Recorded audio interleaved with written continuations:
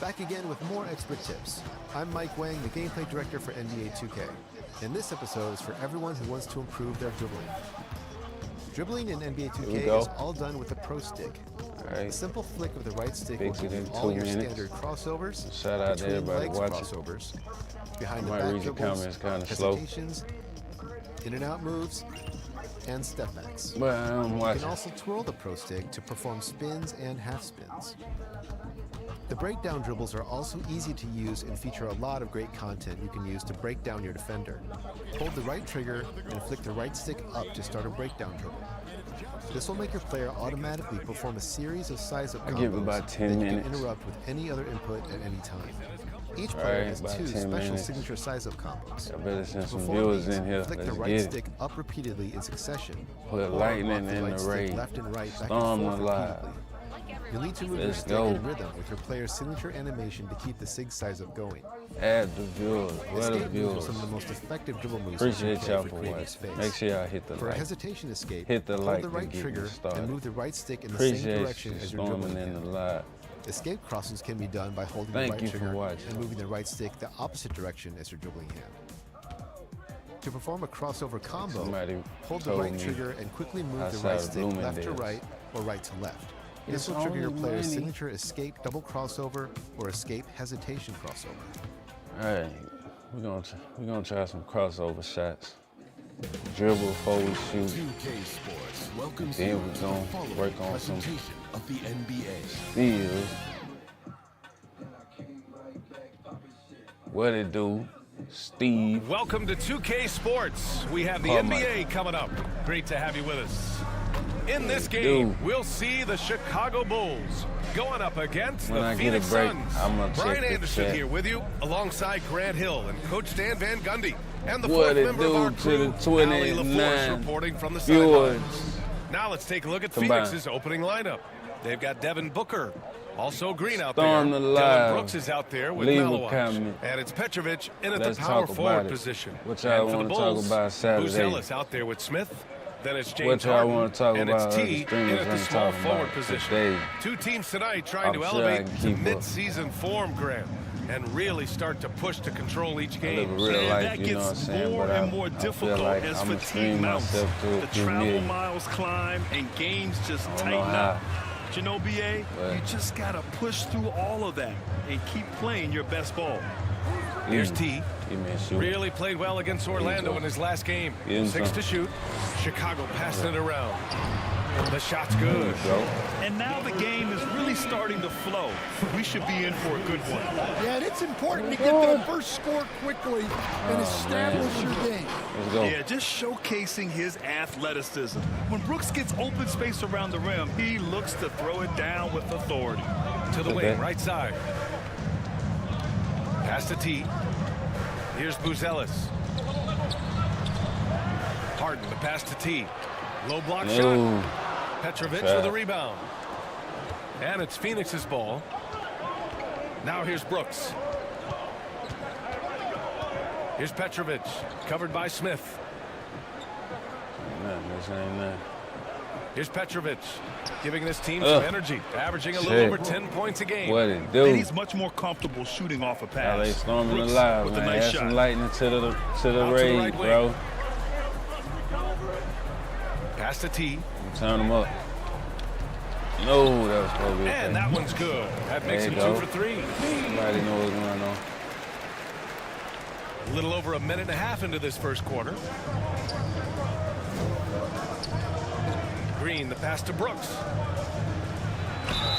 And the foul is called. He missed it, so he's got a couple of free throws coming his way. You have to respect Brooks' approach to the game. He's always looking for little ways to improve and wants every year to be his best. At the line for 2. And Brooks drops them both. Well, I'm gonna hit the camera in about 10 minutes, y'all.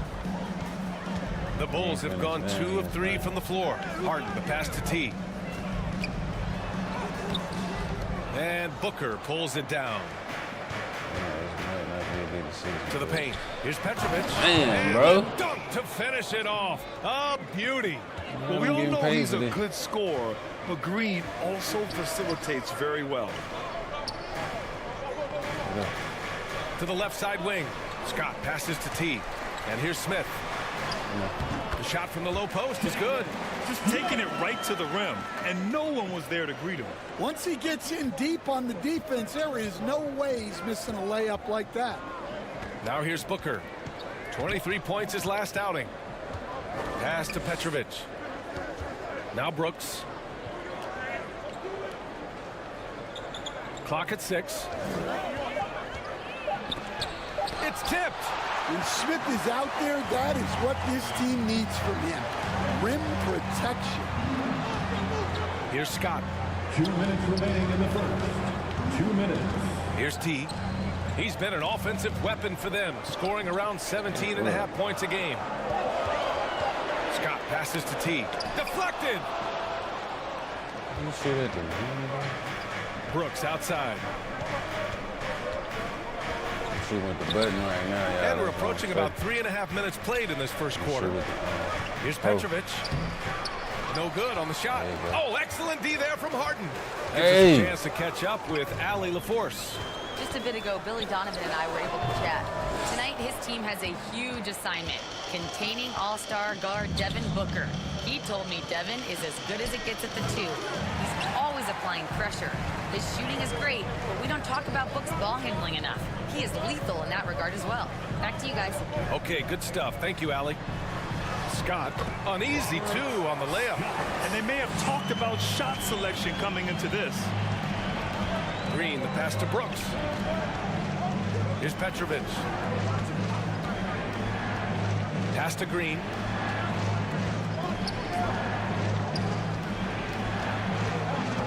Outside for Brooks. Three-pointer. And once again, off the mark by Phoenix. Finding space on the perimeter, but he couldn't capitalize. T passes to Smith. And denied. He sends it right off the glass.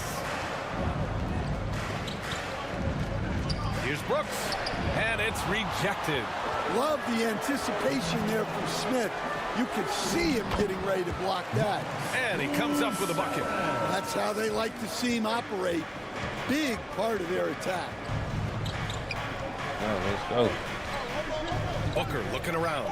Shoots over Harden. Booker, good. Rock solid screen right there. The defender got completely lost. Yeah, you've got to lock and trail hard. You can't allow him to clean look. 1 quarter in the books, and it's been a close one. Cut their hair. Suns ahead. They lead by 1. And we'll get the second quarter underway on the other side of this break. On the video game. And we hope you're enjoying the game. Both teams tonight keeping things pretty even on the scoreboard so far. And for Phoenix, guys, what jumps out to you stat-wise? Well, we've watched them force their way to the line, and it seems to be working so far. Yeah, and a lot of times it's make sure really I hit the hard line to with get the foul follow, calls man. on the road. Credit them With for the being sub. so aggressive. And so, in the game for Sub Phoenix, follows, they've got Malowich, multi-stream. Devin Booker out there with Green. Then there's Mark Williams, and it's done in at the 3. Pass to Hendricks. Anthony up top. On the wing, Jones. Gets the 3 to fall. Jones has gotten himself on the board with a 3 there. Way to rise to the occasion and snatch back the momentum. Yeah, plenty of lead changes in this game. It's gone back and forth. Some nice ball movement by Phoenix. Here's Booker. Up again. Controls the rebound and the putback. The effort, the position, the timing, all there.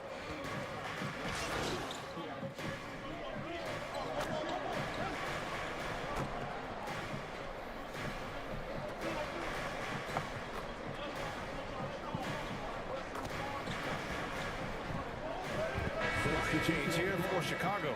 And the Suns making a change here. All right, guys, what do you think so far about the offensive approach for Chicago? Well, the coaching staff's game plan is very clear. Move the ball on the perimeter and shoot the shots with no hesitation. And what's more, they're getting their feet wet down there in the paint early on. Not shying away at all, taking it inside. What a great way to start. Harden with a bucket. And you'd think their lead would hold as long as they can continue to shoot like this. 1:14 left in the half. Green going at the D. Rebounded by James Harden. Well, it's been a frustrating night for him at the offensive end. Just not able to give them any kind of a lift. Out of bounds. It'll go to the Suns. And a chance to see the latest edition of the power rankings. Always fun to see where everyone in the league stands. You take a look at the Suns, they're still the top team in this league. I want to talk about Otani, bro. When I look at Chicago, that shit was pretty crazy. much staying put midway through the season now, but I watched the highlights yesterday of Otani they still have time getting 10K, 3 home runs. Here's T. Back to Harden.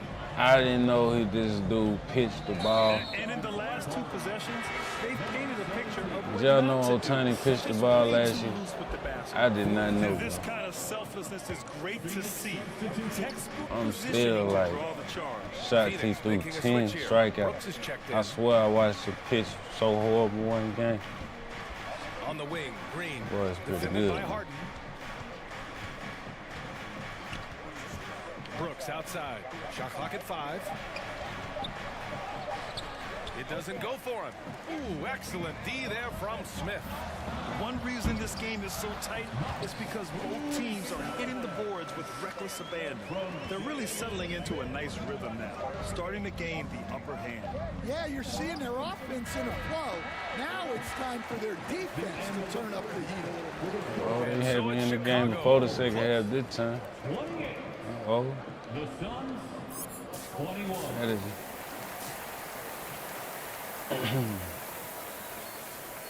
Started off the first half bad. Well, for those just tuning in, thanks for being with us. Second half of this game still to play. Look at Dylan Brooks. I can't even get no ratchets, bro. I've been There's working on my virtually skills. nothing you can do to stop him. I mean, you can't even contain him. He's been that great.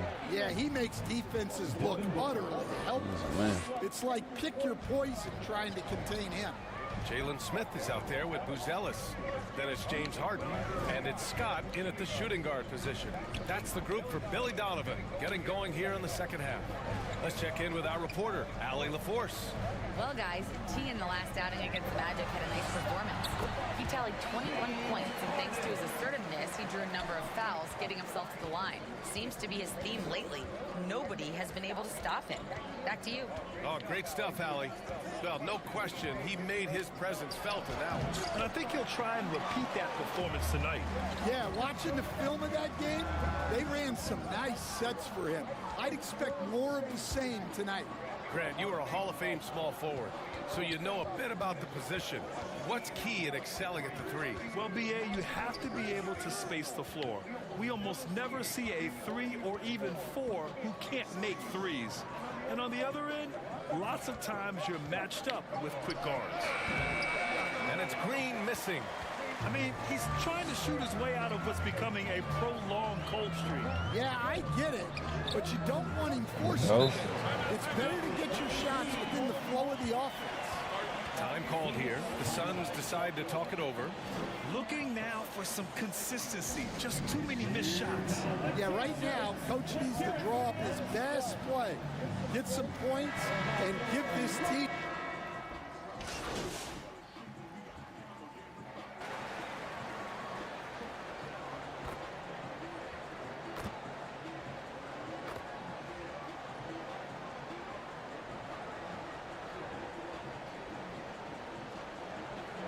The Suns will go for a different look here.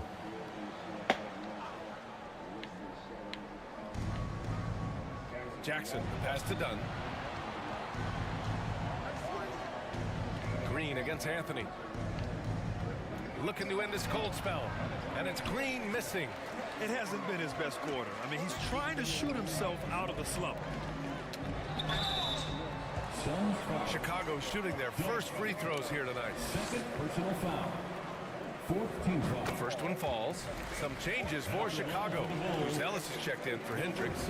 Scott comes in for Okoro. And it's James Harden in for Anthony. And Jalen Smith earns his keep here in the NBA as a great utility big man. He sure does, B.A. Look, if you need size out there, Smith is your guy.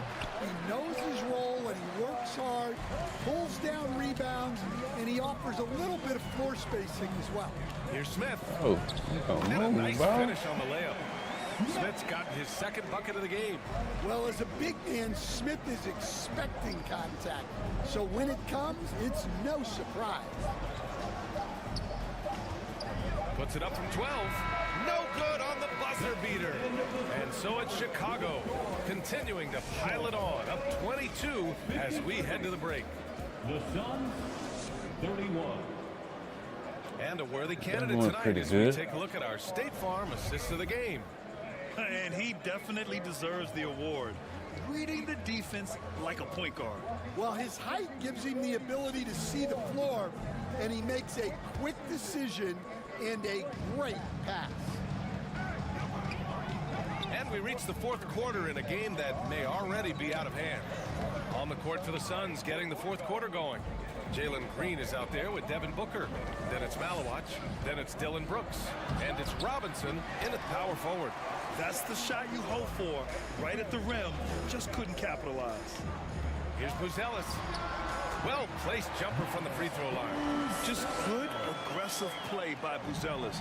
Not shying away from some physicality inside. Here's Booker. Lays it up and banks it in. Yeah, this is when they need to lean on him more.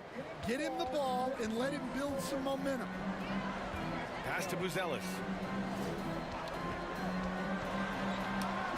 1 minute in now in the fourth quarter. And it's good. 2 points. And this is what you want to do when you've got a big lead. You must stay aggressive. Yeah, they're being absolutely relentless. Building this lead in every way possible. 18 feet out. Buries the jump shot.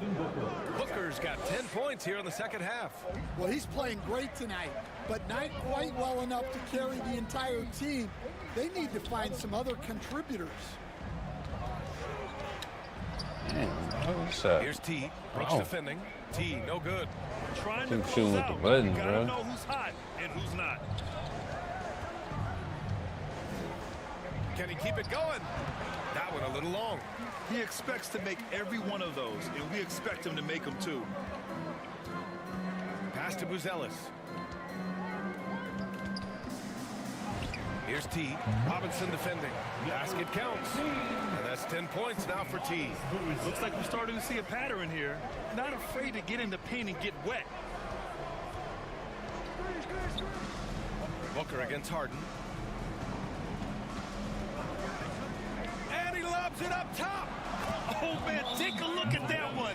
Just a textbook alley-oop. Beautifully done. He served it up on a platter.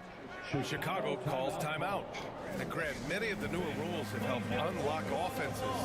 Any need to help out the defense? You know, I think the rules are fine.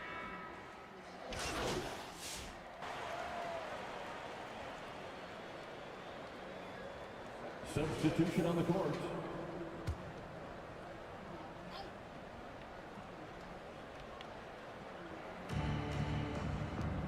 Some nice ball movement by Phoenix. Dunn outside. Pass to Iguodaro. Goes back up. And the layup is good. Well, that's a smart play. Taking advantage of the mismatch in close. Outside Jones. Tipped. And they get it back. Here's T. And it's flushed down. A nice jam. Well, the scoreboard tells you everything you need to know about this one. A great showing here for the Bulls. And the disparity in the talent was obvious by the end. Sometimes you just don't have enough ammunition to compete. Yeah, B.A., just a total beatdown. And the next time these teams meet, I can't imagine it'll be any different. And their efforts tonight pushed them to 41 wins on the year so far. And against a non-conference opponent, you really want to win the first one. They'll go into the next one knowing how to beat this team for sure. Pass to Iguodaro. Here's Malawach. Chicago with a rebound. Jones, the pass to T. We've got 33 seconds left in the fourth quarter here. And that one hits the back iron. Here's Iguodaro.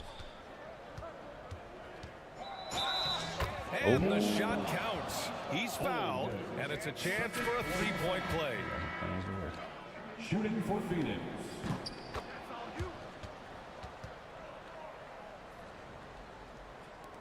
19 seconds left in the final quarter. Just let the clock run out. Hey, it's time to celebrate. Here's T. And he got the whistle on the way up. So he'll be headed to the line for a pair. Personal foul. And he drops the first. At the line for the Bulls. And he makes the first but misses the second. So no problem for Chicago as they get the win, showing that they're the far superior team. They win it going away. I'll tell you what, give it up for their fans. They love to watch this team dominate. You best believe they're all going home happy tonight. Thank you for joining us. That'll do it for now. Alongside Stan Van Gundy, Grant Hill, and Allie LaForce, this is Brian Anderson saying thanks for tuning in.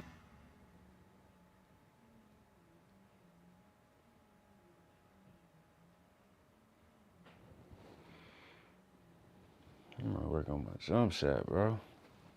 My shit be off in front of all these people.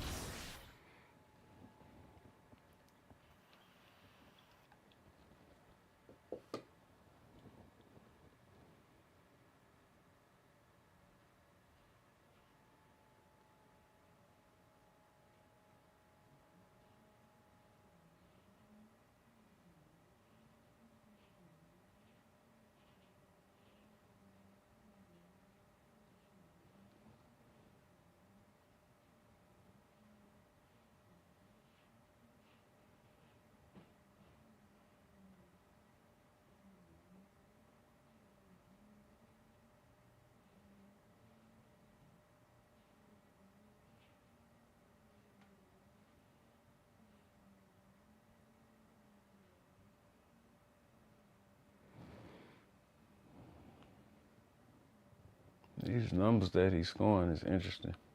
The more I play this, the more I watch the simulation, what numbers they're giving him. 27.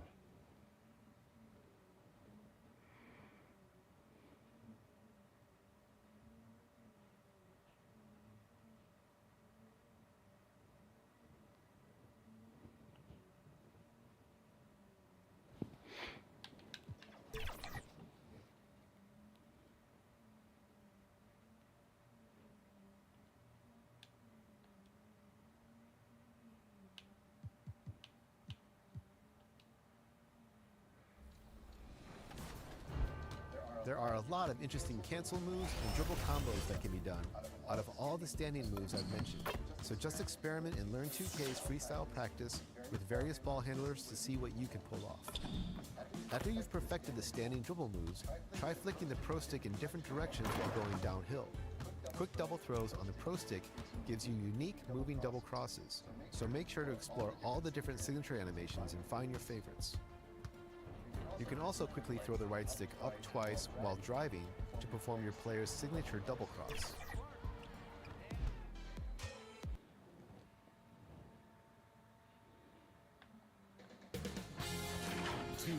I take listen to that. The following presentation of the NBA.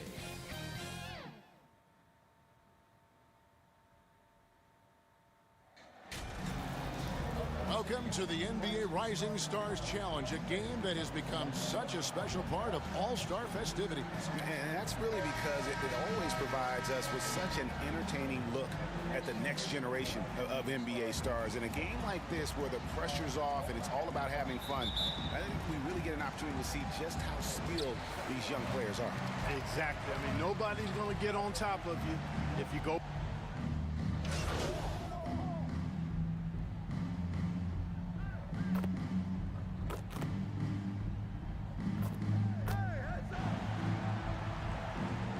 Substitution on warm-up for the All-Star game. substitution on I mean, it has all the fun and excitement of the big game with the added element of introducing some of the great young stars to the league's fans. That one drops. He ties it up. This really has become one of the signature events of All-Star Weekend. I know you love it, Greg. It gets everyone into the mood for all the festivities that are soon to come. Yeah, it does. I mean, it's such a great way for these young players to show off some of the fancy moves that they wouldn't even dare to attempt in a regular season game. I mean, I like the call. I thought the defense was just there a little late. Yeah, it looked like it. I mean, he kind of slid underneath as he got to the spot, too. Here's T, and that one good. I'll tell you what, I'm not sure these guys can keep this up. High-octane action for sure. Crowd pleasing already. And it's just something about the Rising Stars Challenge. It gives each of these young players a chance to really do something special on a national stage, maybe for the first time in their professional career. 6 to shoot. The sophomores need to get off a shot. Traore. And the ball goes out of play following the shot. Rookies ball. The rookie's making a switch here. Brown's checked in. Just under 3.5 minutes gone here in the first quarter. Pass to Newell. Here's T. 2 free throws coming up, and they call the shooting foul. You brought the big stage these young guys around tonight. For so many of the fans, Greg, who are still, just getting familiar with these players, it really is a great welcome to the NBA moment. It really is a showcase. And for each player, whether they have great moments or not, just being chosen to participate is a huge honor. And it says a lot about where they stand amongst their peers. The sophomores making a switch here. Njai checked in. Sims the pass to T. And it's blocked. And the ball ends up out of bounds. They'll keep possession.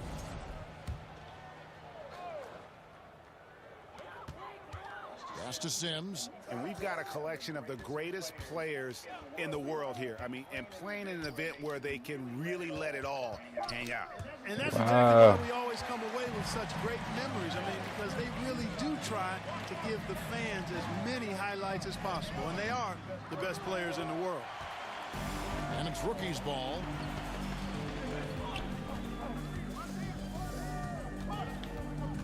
Down low. It's tipped, and he's able to get it back. T, the pass to Johnson. 3 seconds separate the shot clock and game clock. Here's Traore. Scoreless thus far. For 3. Sims with the rebound. Johnson in the corner. T, the pass to Brown. Oh, that's blocked. Well, it's been a high-scoring competitive game through the first quarter of play. Your Rookies lead by 1. And we'll be back with you for the start of the second quarter when... Fans, please give a big round of applause for your youth dance squad. And it's time to get back...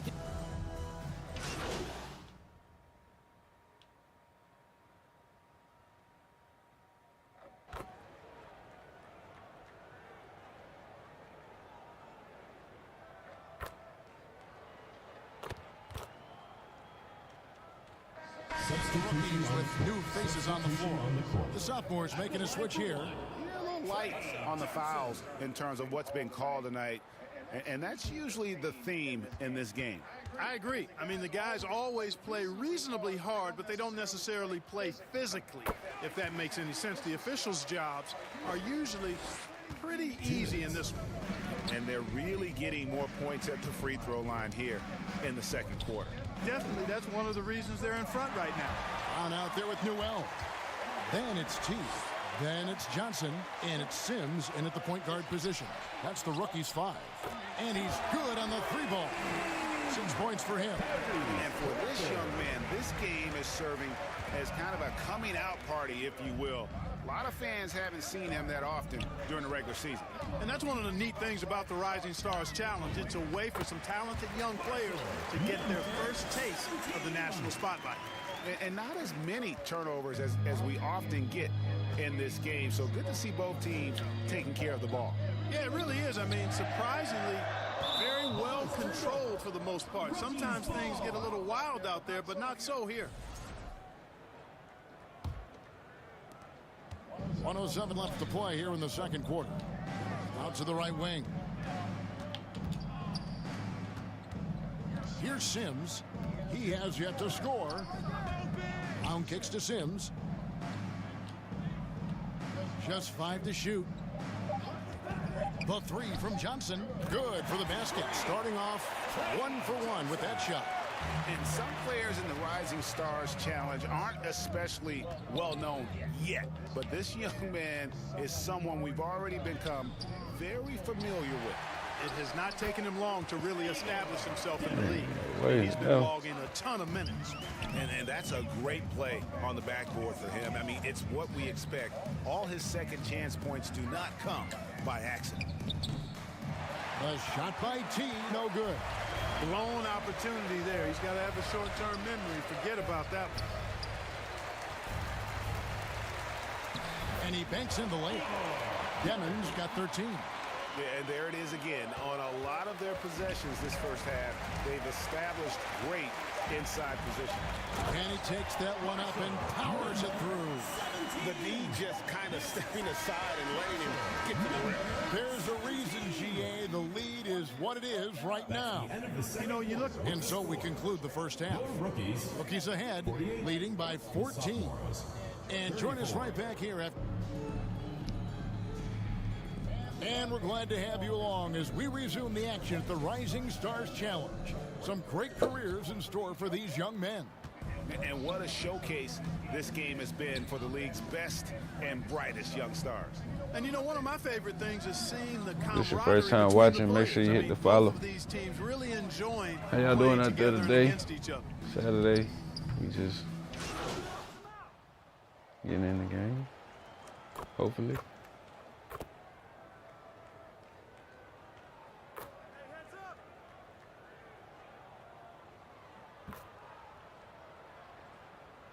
Substitution. Make substitution. Substitution on the court. I'm gonna get 1 minute. Third quarter action and just under 3.5 minutes have gone. Pass to Torrey. Here's Njai. Torrey can't hit. And you know what? Defensively, both teams have picked it up as we've gotten a little deeper into this game. A little more competitive fire and intensity being shown out there now. Great teamwork punctuated by a strong finish. That is the perfect fast break, guys. Getting a hoop before the defense can get set. Stolen. Here's the break. Here's Johnson. That one good for 2. 8 points for him. And now they're turning this game into a drag race, spreading out for easy fast break basket. Pass to Travers. Shot to stop the run, and it's denied. They get it back. A three-pointer is right on target. And just no excuse, guys, for leaving a shooter like him open beyond the arc. Johnson outside. 7-second difference, shot and game clock. Here's T, and he drops it in from the low post. T's got 9. It's obvious they've taken fewer threes here in the second half and are focused on having a more balanced offensive attack. Here's Torrey. To the paint. With 2 seconds left, Njai. Some solid defense from Brown. The 3 quarters of play all in the books, and this one all but over already. Rookies ahead as they wrap up the third quarter with a big 11-3 run. And time. Let's get these games out of the way on this 2K grind. Farm assist of the game. And the definition of teamwork right there, guys. I mean, what great communication between them, and what a beautiful feed. For me, next to the big-time alley-oops and monster throwdowns, passes like that are probably the next.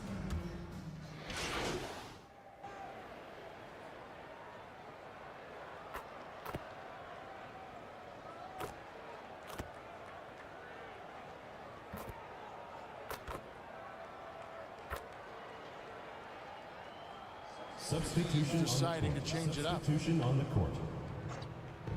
And here are the sophomores. Newell out there with Brown. Then it's T. And it's Banks in at the 5 spot. That's who's in the game for the rookies. Sims the pass to T. Makes the bucket. Now he's got 5 field goals, 5 for 8 in the game. Showing the quickness right there. Just tough to keep up with it. 1:35 left to play in the final quarter. Torrey gets the bucket. No way. And you have to like how they're moving the ball right now. Snappy passes to ready shooters. It's basketball 101, but boy, is it working. And he has come on really strong this season. Some of his performances in the first half have been terrific. Yeah, and it wasn't something that very many people saw coming, Greg, but he's proven himself in a big way. I think there are great things ahead for this guy. Yeah, the D has not been able to keep the ball out of the paint at that end of the floor. Here's T. That's not going to drop for him. 5 of 9 with that miss. Driving inside. Here's Saraf. That one falls.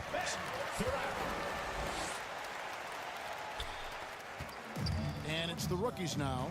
Earlier in the game, they held a 25-point lead. Pass to T.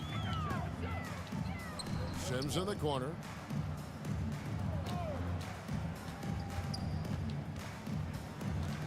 Here's T. 4 on the shot clock. Can't nail the jump. 7-second difference. Shot and game clock.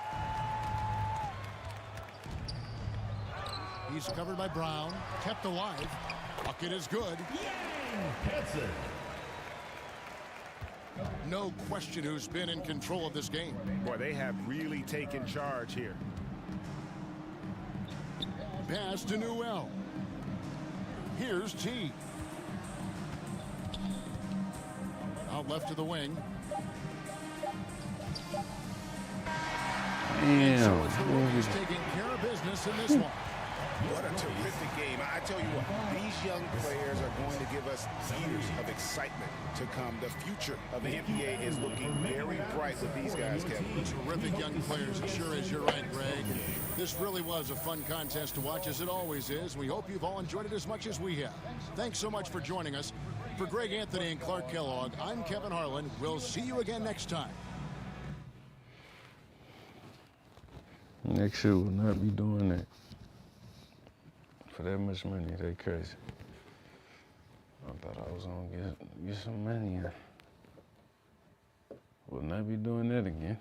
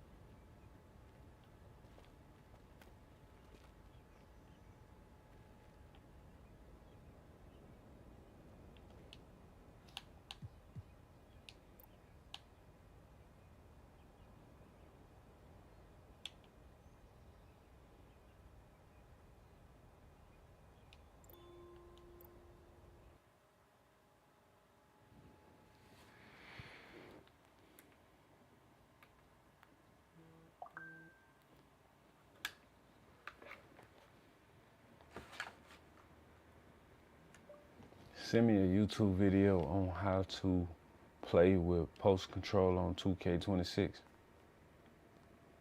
What is this, bro? Where are we at? Oh.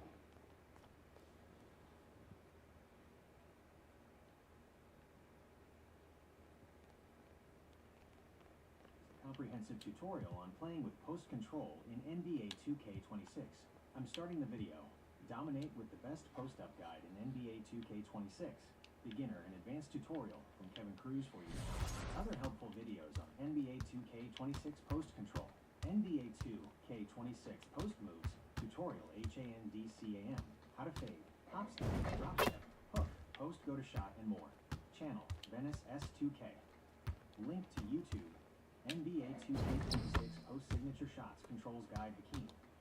Channel NBA 2K Lab. Link to YouTube. Every post move. 2K26. Hash NBA 2. K number 2. K community. Number 2K26. Hash NBA 2K26. Hash NBA 2K26. Hash NBA 2K26.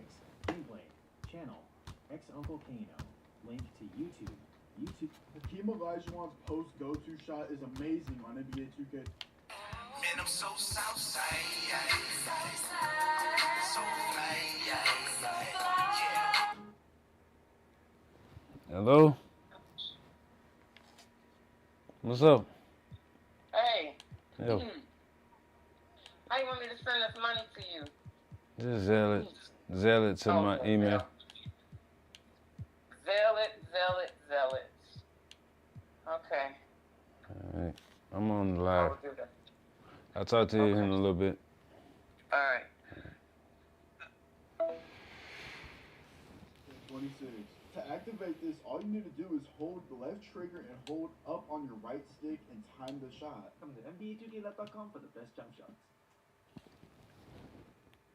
Hakeem Olajuwon's post go-to shot is amazing on NBA 2K26. To activate this, all you need to do is hold the left trigger and hold up on your right stick and time the shot. Come to NBA2KLab.com for the best jump shots.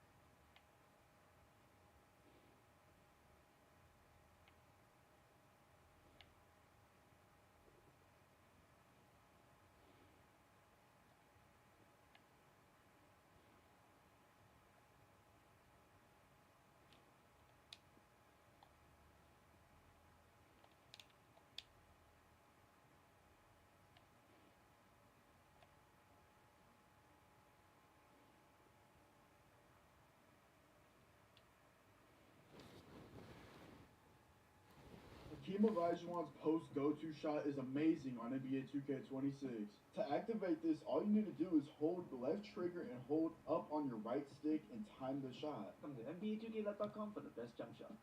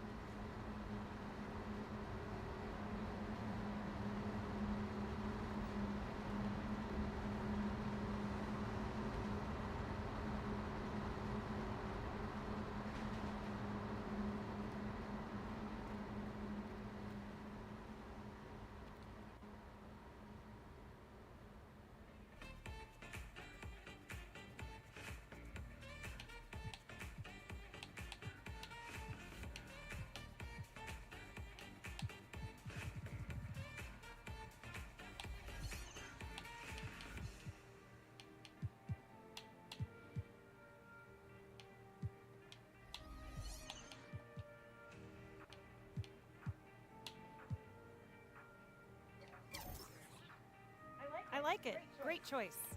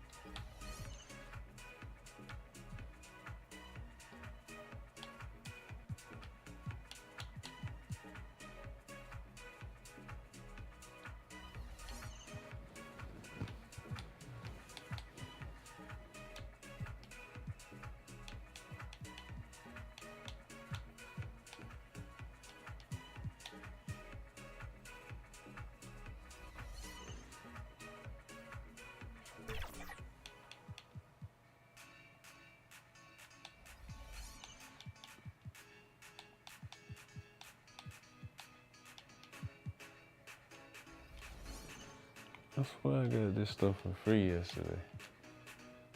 So weird, man.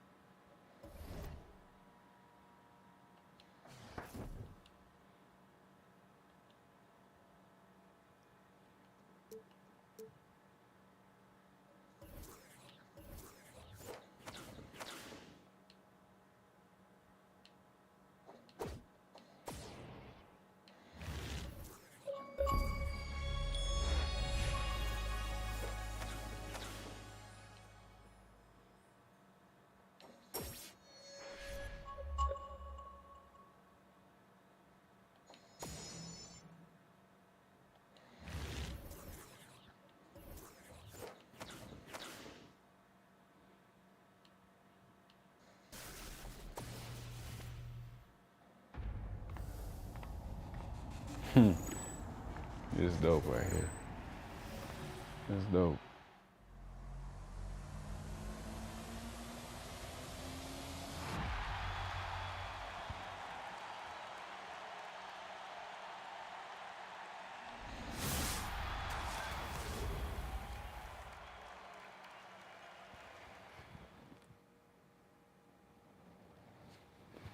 That's cool.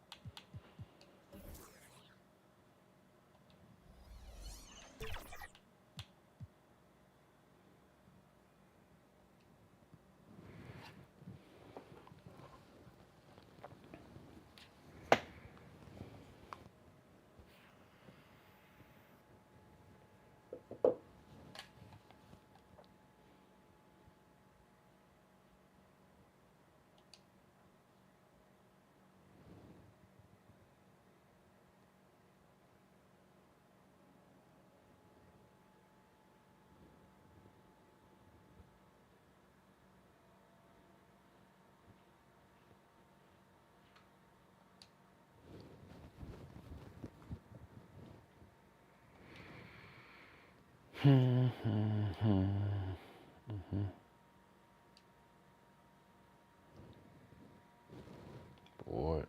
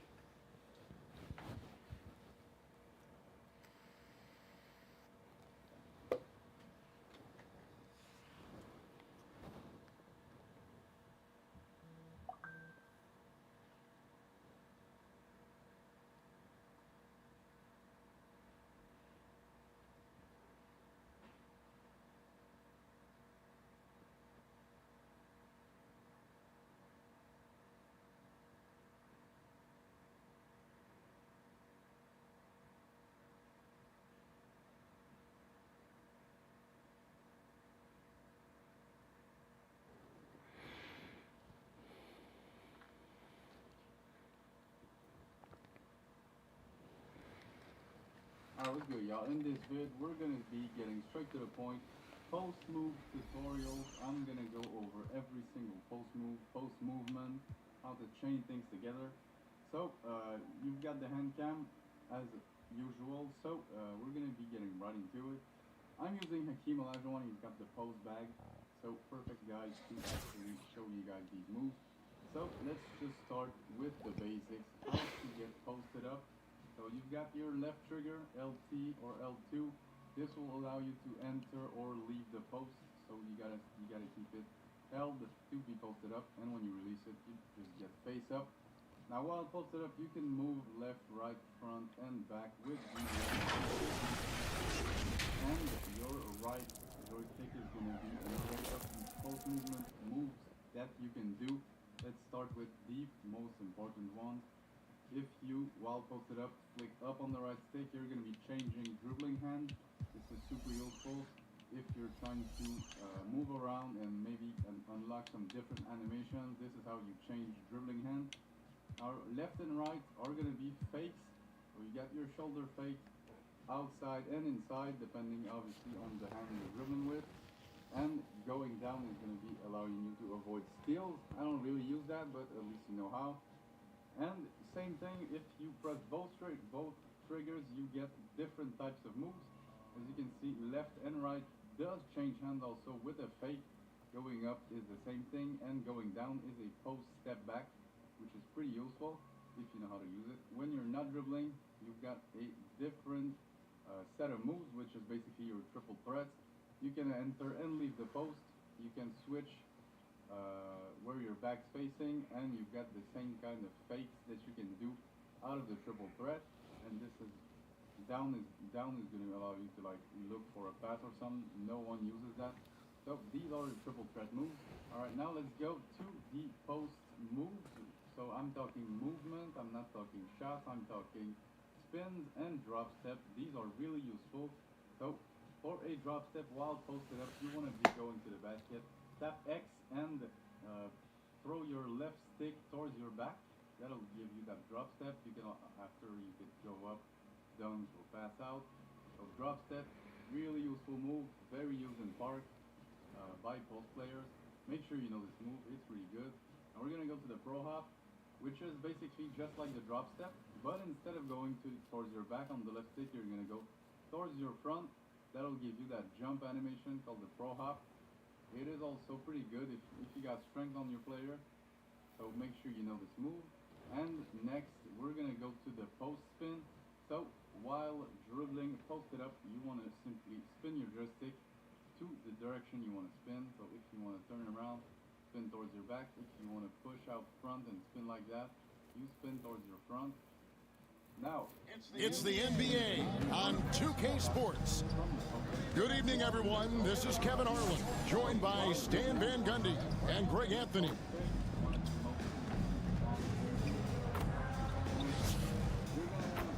While posted up, put your right joystick either down, left, or right.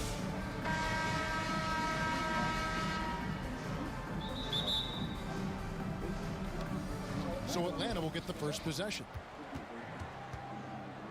To the paint. Here's Thompson. Good, and the assist goes to Williamson. Known as a shooter, Thompson's size allows him to score inside as well. And Greg, we know he's a fearsome dunk, but Zion Williamson also has a soft touch. And that's a great point, Kevin. He can finish in every way, either hand, through contact, off balance, on the run. A natural gift for converting around the rim. They get it again. And Williamson throws it down. A bowling ball on the glass. Williamson's big body is so difficult to box out. Sneaking in to grab that board. Gotta love it. Sigma with the bucket. Well, that's just a smart pass. Getting the ball to a ready scorer. In the corner, Smith with it. And he slams it down right on top of Kevin Durant. And that one stings because he put some extra spice on it. Pass to Sigma. Oh, and that one, no question, powered it down. I tell you what, you better watch out, fellas. He is on fire here today. And there's the whistle on the shot. Took the foul, shot misses. He'll be shooting two. First trip to the free throw line for him in this one. Wow, what, did he have something in his eye on that shot? Maybe. Donovan Mitchell. And it's Mitchell with the jam. And understanding where to run to in transition, Mitchell is very opportunistic when the break is on. Here's Leslie. 8-point game. And that one is good. And what a pass from her right there. You love seeing this kind of team. Out to Thompson. Good, and the assist goes to Williamson. Thompson's got 5 now. And Thompson thrives in those catch-and-shoot situations. Pass to Wembanyama. Rebound, Atlanta. And his pure defensive effort changed that shot from an easy one to a tough one. And that's what you have to do. Protect the house. And you know what? They've been on a nice run here. Had the ability to widen the gap. Now they are rolling. Yeah, but we know momentum can flip the other direction very quickly. You can't get complacent now. Assist from Jack Sigma. And you can see their strategy coming in. They want to control the paint. Yeah, and until the defense makes an adjustment, there's no reason to go away from what they're doing. And then Mitchell with the dunk. Yeah, we're seeing some fireworks from them already. Yeah, I mean, this is exactly how you want to start a game, with a big offensive push. A nice shot by Leslie. Well, it won't get much easier for her than that. Nice bucket there.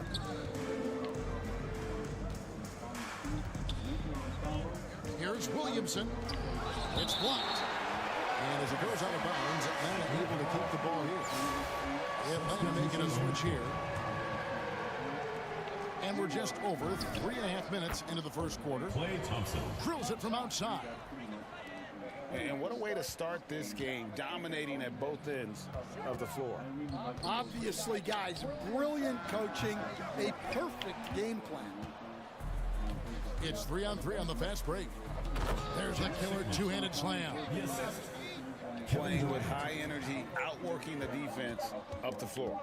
Yeah, the commitment to run is paying great dividends on the break. That's And so it's Atlanta with a 19-point advantage heading into the next quarter. Atlanta, 25.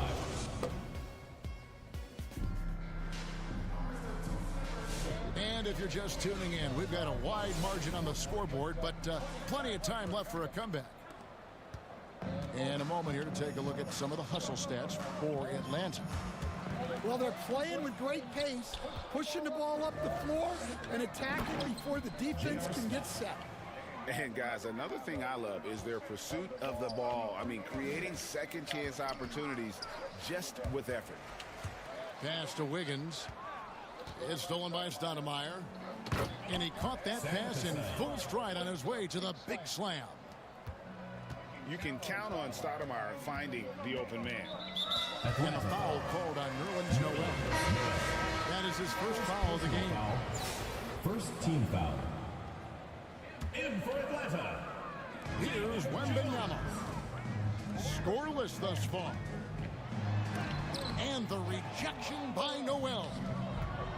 This is the kind of defense you love seeing. He went after that block and got it. And it's so much easier to score on the break. You want to run any chance you get. Well, he can beat you in a lot of ways. Very challenging to defend. Here's Smith. Atlanta with the rebound. Right side Jones. To the middle. Here's Beal. And the rejection by Smith. Second quarter, we're a little over a minute and a half in. And he gets the whistle. 2 free throws coming up. Jones. First And Smith is known as a streaky shooter, but when he gets hot, boy, he is really fun to watch. Both free throws good from Smith. Atlanta calls timeout. Yeah, just looking to tighten up their defense in the paint. They've got to be better. Yeah, it's basically a layup line. You're not going to win many games if you can't offer more resistance. We're closing in on 2 minutes played here in the second quarter. Here's Leslie. Bounce pass from Sharp. Here's Leslie. It's good. The assist this time from Jackson. I love how she was confident. She got the ball in close and just went for it. Atlanta foul. Clearly a foul. The Atlanta shooting their third and fourth free throw attempts of the game. First one falls for. Shooting for Atlanta. J.R. Smith hits them both. And so Doncic will bring it up for Atlanta. Here's Leslie. Back to Doncic. Out to the wing. And for those of you just joining us, we're almost 2.5 minutes into the second quarter. Here's Smith. And the jam by J.R. Smith. That's just a great pass. Excellent vision to see the open spot in the defense and lead him to the score. To the left wing. Here's Bibby. Got a piece of it. Well, you have to deny these easy shots when you can. They send a clear message to your opponent. It's tipped. Here's Stoudemire. And it's blocked. They get it back. It's rebounded by Leslie. Not really what we expected. You know he wants that one back. Jackson misses. Here's Atlanta. They're on a 12-4 run. And then Smith with the dunk. Trey Murphy. A certified bucket. J.R. Smith can catch fire in a hurry and send the defense scrambling. Back to Doncic. Atlanta with the rebound. And the pressure he put on that shot forced the miscue. Yeah, that's the kind of aggressive defense you always want to see on the interior. Yeah, easy call. Atlanta shooting their 5th and 6th free throws of the game. The free throw drops for Smith. J.R. Smith. J.R. Smith hits them both. Now Beal. In the corner, Smith with it. It's deflected. It'll be a turnover. And as it goes out of bounds, Atlanta able to keep the ball here. Into the lineup for Atlanta. And so it's Atlanta leading by a... That's the end of the second quarter with the score. Atlanta 10, Atlanta 41. Well, we've got a second half of basketball for you. We think it's going to be pretty good. A big comeback, though, is needed for this game to be competitive, and it probably has to happen quickly. And a lot of contact on that one, so he'll shoot two here.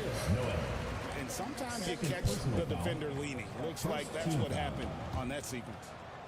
He's 0 of 2 at the line in this one. And he can't hit the second. Here's Atlanta. Here's Henderson. Pass to Cassell. Nice D from Doncic. Wembanyama with it. Now guarded by Noel. Here's Smith. Shot from 12.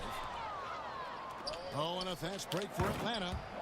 And the dunk by Aguirre. Well, plenty of power behind that play. He didn't give the defense any chance to stop him. Another good play. This is how they built the lead, calling on the right guys at the right time. Yeah, come on. They're just having their way out there and continuing to press the advantage. And as the days and months go by, Greg, it still may take us some time to get over the shock of last season's trade of Luka Doncic. And we know the question marks as far as conditioning and defense that led to it. But hard to bet against a talent of his caliber. Offensively, defensively, they are in total control. Absolutely. They're playing their game and executing at a real high level. Everything is working for them right now. And that one's good. Noel. Oh, just an excellent feel for the game. Scoot Henderson understands how offense is played. And oh, here we go with Henderson. And then Henderson with the dunk. Well, you can never hustle too hard in transition, and he really made sure they converted on the break.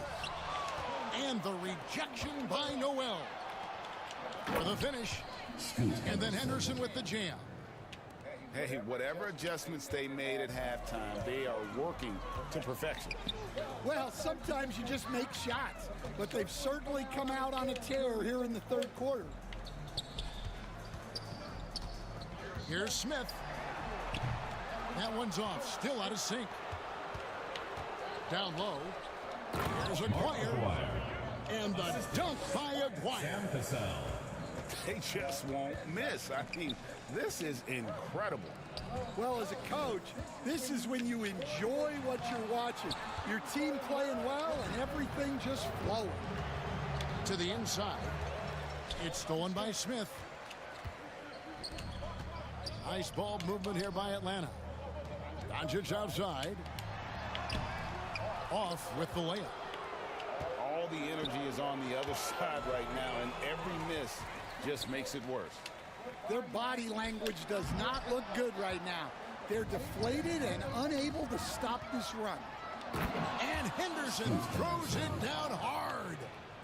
And what a creative player this kid is. Henderson, so much fun to watch. Here's Leslie. That drops. Nice feed that time from Wembanyama.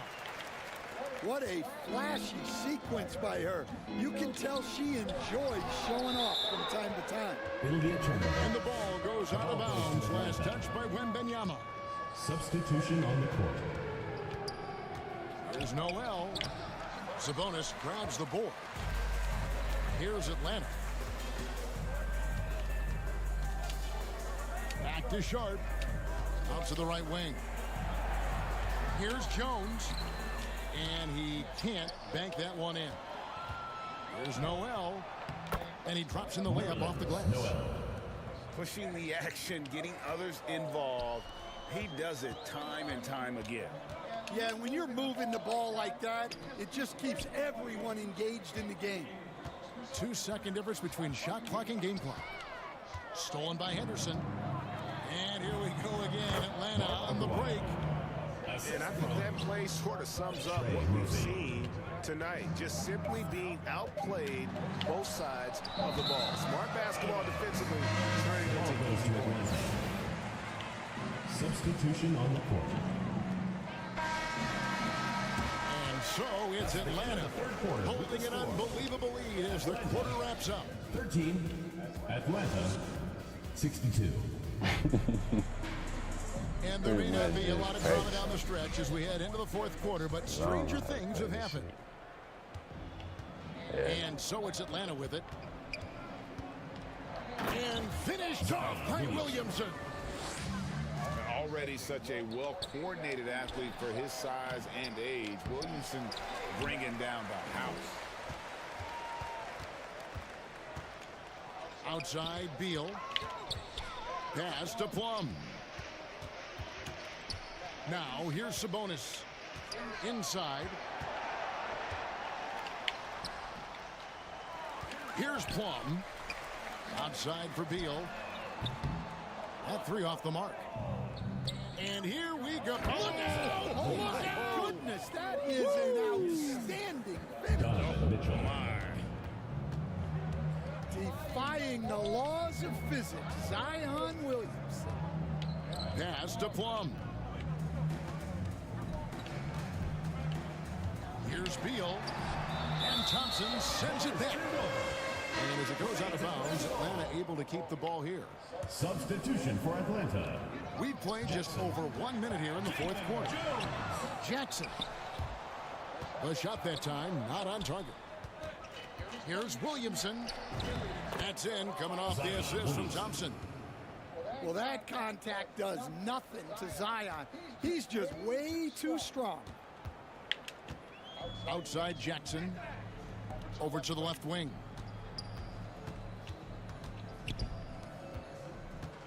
Lets it go from the wing. Rebound, Atlanta. Pass to Mitchell. And here is Williamson. Thompson from long range. Klay Thompson. Oh, yes, he did. 5 up and 5 down for him so far. Game. 2 minutes. And this is Thompson's calling card. An exceptional shooter from downtown. Atlanta with the ball. They're rolling here with a 9-point run. Back to KD. And there's the call on Jones. Damon Jones. That's foul number 2 for him. Personal foul. Fouling like that isn't how you get back in the game. Here's Williamson. Zion Williamson. And the dunk by Williamson. Assisted by. Already one of the most powerful dunk artists in the history of this game. Mount Zion. Pass to Plum. Nice ball movement here by Atlanta. Got a hand on it.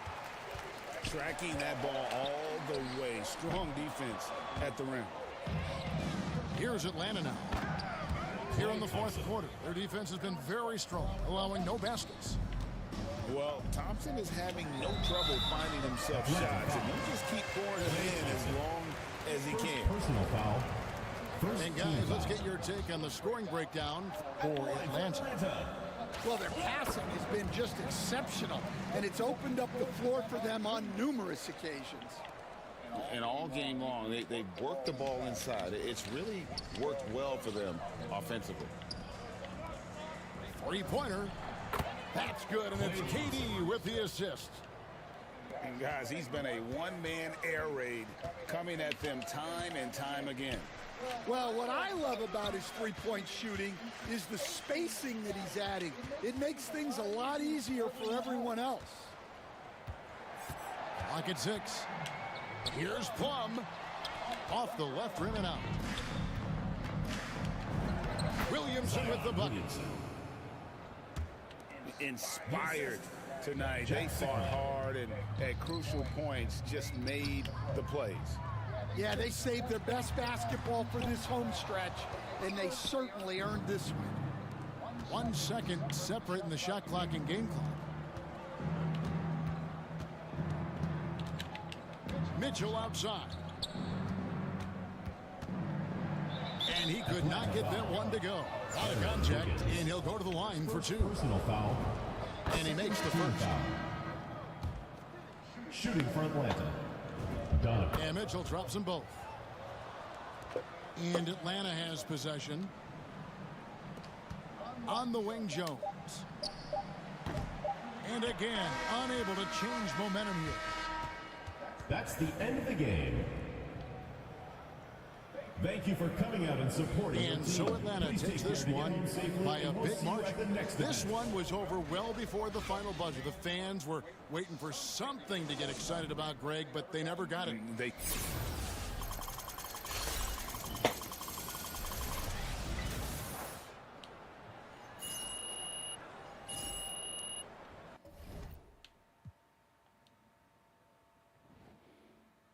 Damn, that was terrible.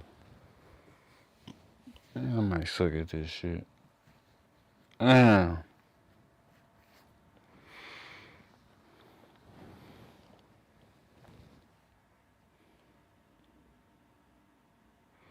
It fucked me up every time they scored, bro.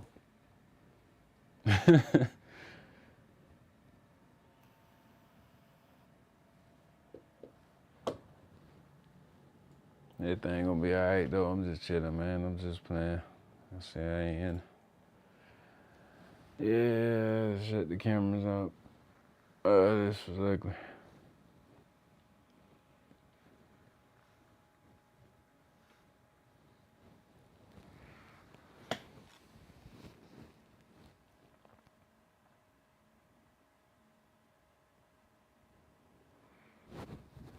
I thought I was doing 3-on-3.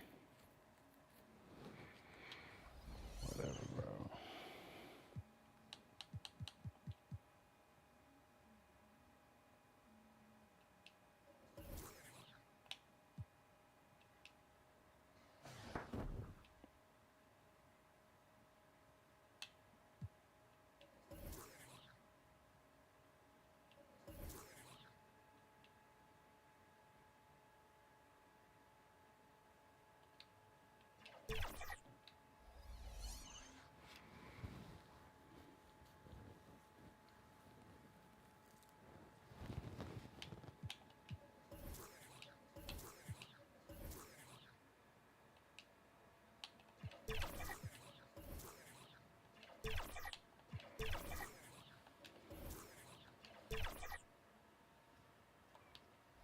And that's when I will be back.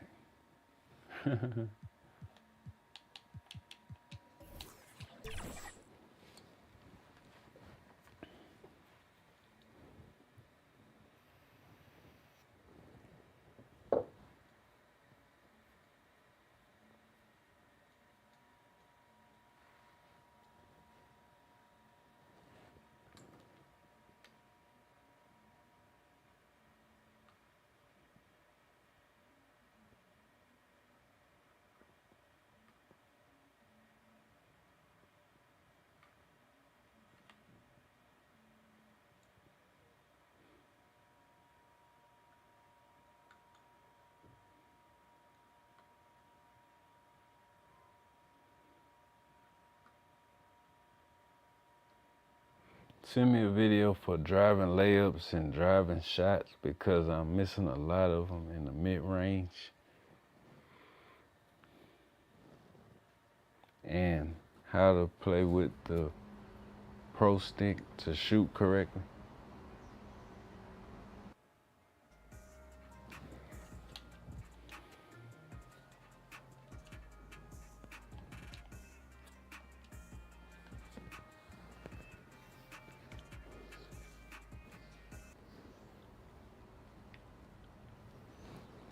Get some money, bro.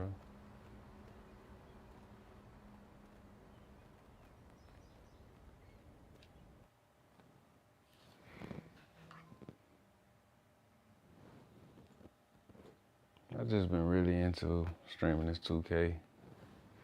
I've been thinking about on Fortnite, but I've been heavy on this.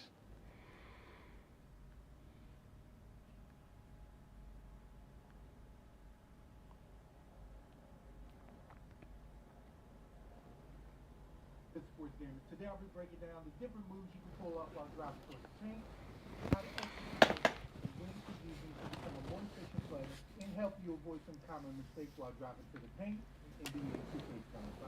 Alright, let's get it.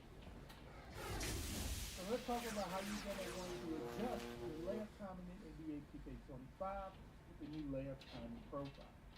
By going into your features and then control settings and then down to the layup timing profile. This has you set up how much you want your timing to matter in making your layup. We'll say the percentage based on the ratings and whether you make the time out.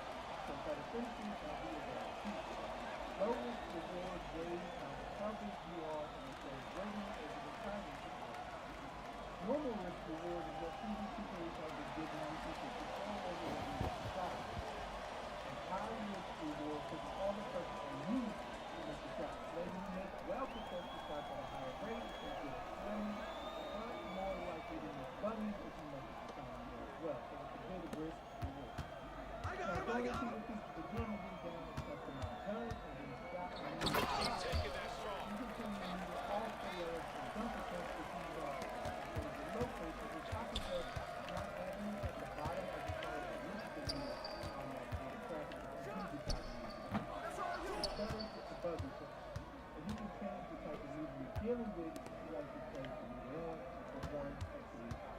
And the moves you're going to turn up in the time the ones that you're automatically going to drop the shot. And the ones you're given the flexibility of going up.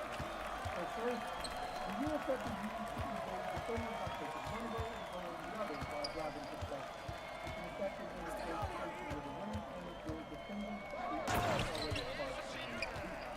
Ideally, you want to perform it when there is only one defender like the feet and their position off to the side. Then you will see it. So execute the real set when you defend up aim the left stick towards your off-ball hand and the double touch. Or let go of turbo and aim the right stick down to the left or down to the right. First step to work best when you have space. So again, make sure there's only one defender at the beat. Quick scoop left lets you get the ball up quickly while disrupting the timing of the defenders trying to block the shot. There is a huge gap in this, especially for players who aren't strong finishers or to dunk, allowing you to get shots off on a regular layup or dunk.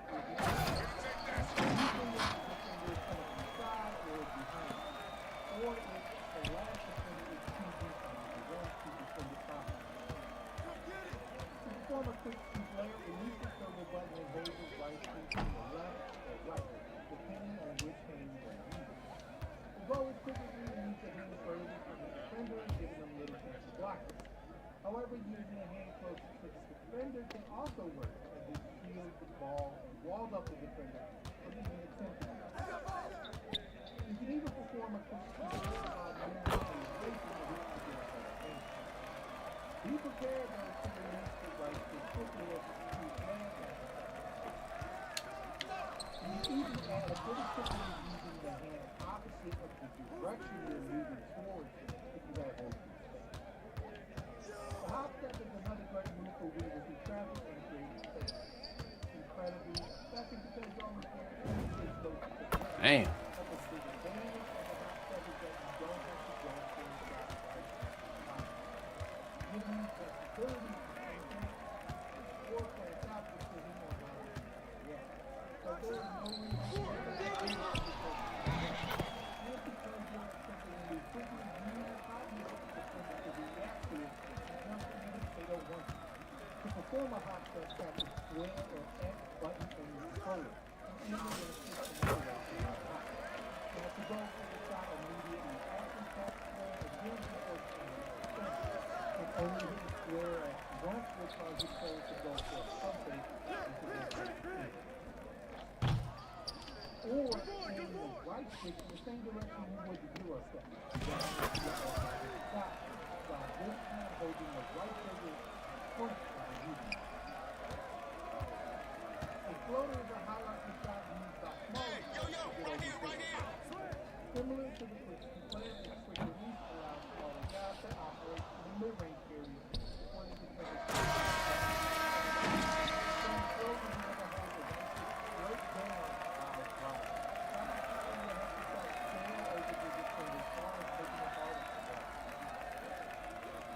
reverse leg lets you score on the opposite side of the basket and you drive baseline, using the rim as an obstacle for the defender. You want to use this move when the defender is trailing. To perform a reverse leg, you want to hold the right stick behind you while you're driving baseline. So if you drive from the left, you want to aim to the right. Drive from the right, you want to aim to the left. This move finishes on the opposite side of the hoop and helps to avoid defenders hitting the block. And if you hold the right trigger while you aim behind your player, they will perform a reverse dunk if they're able to do it in their player dunk packages. Now to add a little more oomph in your finishing game, to perform a two-handed dunk, which is harder to block because the ball is kept close to the body, making it ideal for when you're in front of defenders to avoid the possibility of a block. And to attempt it, you hold the right trigger and move the right stick up. Again, this is the safest dunk option when you're facing minimal traffic. To trigger a one-handed dunk, hold the right trigger and aim the right stick to the left or right, depending on the hand you want to use. Choosing the hand furthest from your defender will help avoid blocks. One-handed dunks can also start further away than two-handed dunks. Skill dunks require you to time your layup and shot meter while performing the dunk to make more contact dunks over defenders. And to attempt a skill dunk, you want to hold the right trigger and move the right stick up or down twice to bring up the meter, then release it at the right time to trigger a dunk animation. Self-explanatory, if you miss the meter, you will miss the dunk. And to perform a flashy dunk, you want to hold the right trigger and move the right stick down while driving towards the hoop. And next you got the spin back. It's fast and create a lot of space, making it perfect. Moving yourself on the point, especially when you're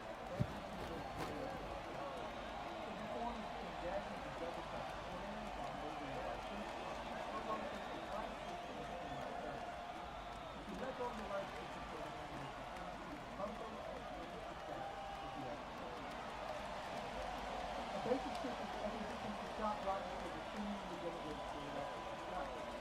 Especially if you have a further ability. So knowing your play is expectation of the person.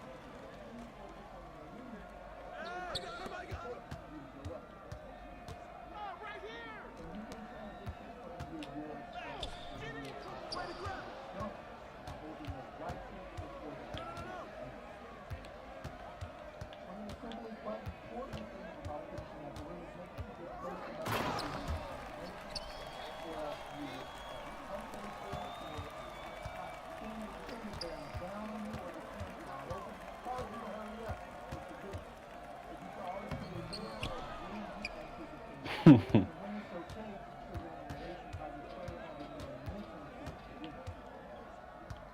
And driving off the field where it's a bucket and getting there he is in the front. So first you look to the somebody to look to you initially and cause you to go to the double.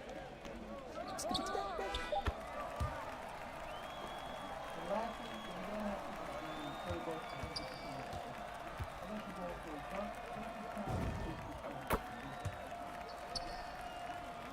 So with that, I hope this video is going to help you out.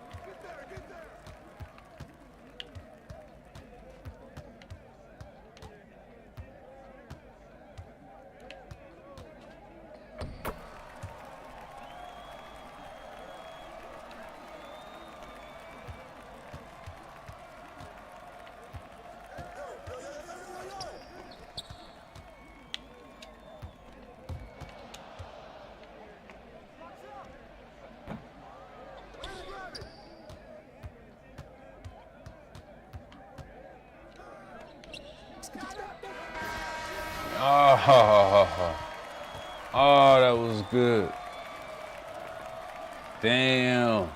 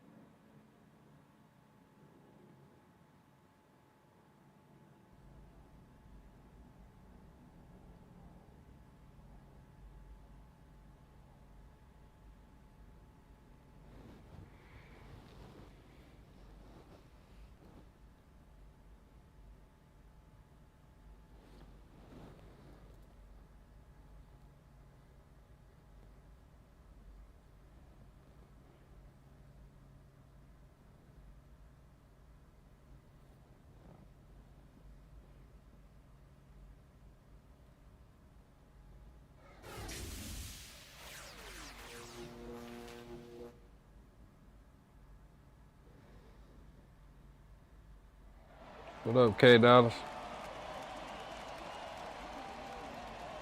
Appreciate your lyricing.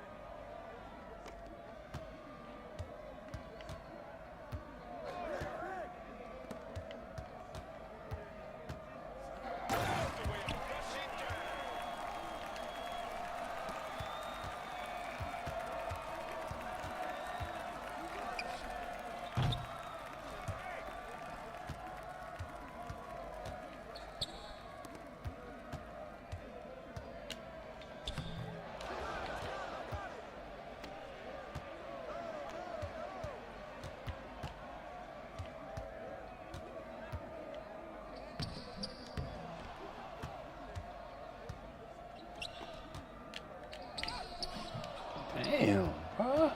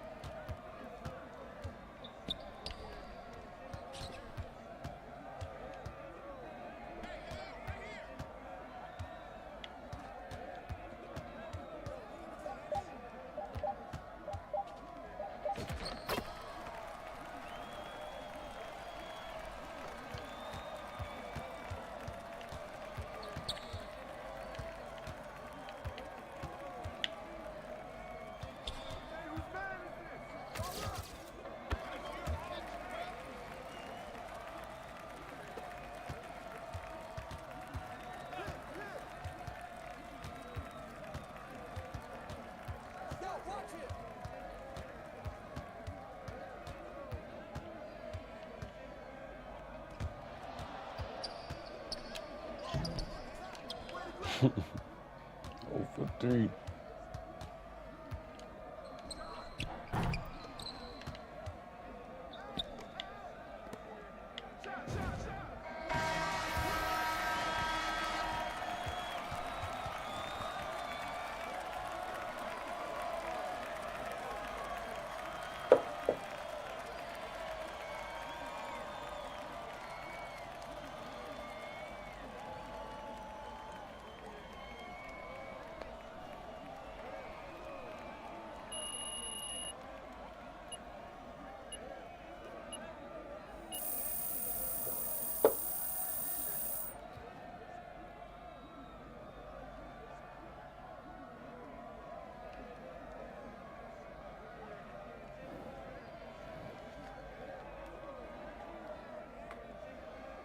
What's good, sports gamers? Today I'll be breaking down the different moves you can pull off while driving towards the paint, how to execute them, and when to use them to become a more efficient player.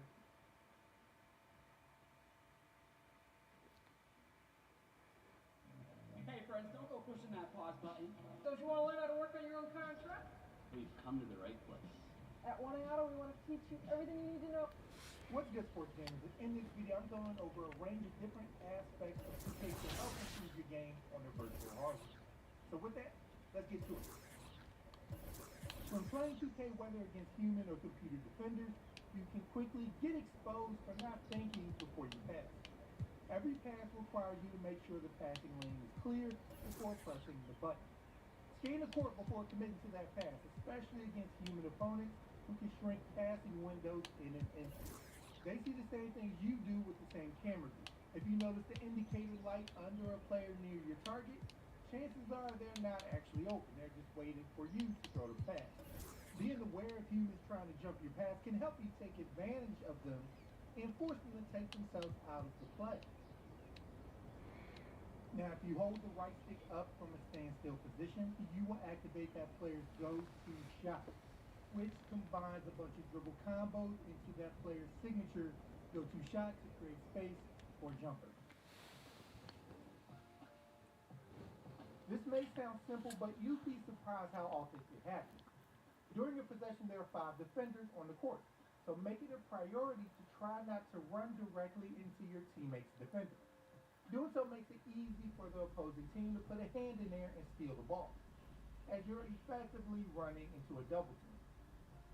These instances pop up the most often when you're trying to drive on somebody and the defender is leading you right to the AI defender. Let's talk about getting your driving game right in NBA 2K25. And the first thing you should know how to do are quick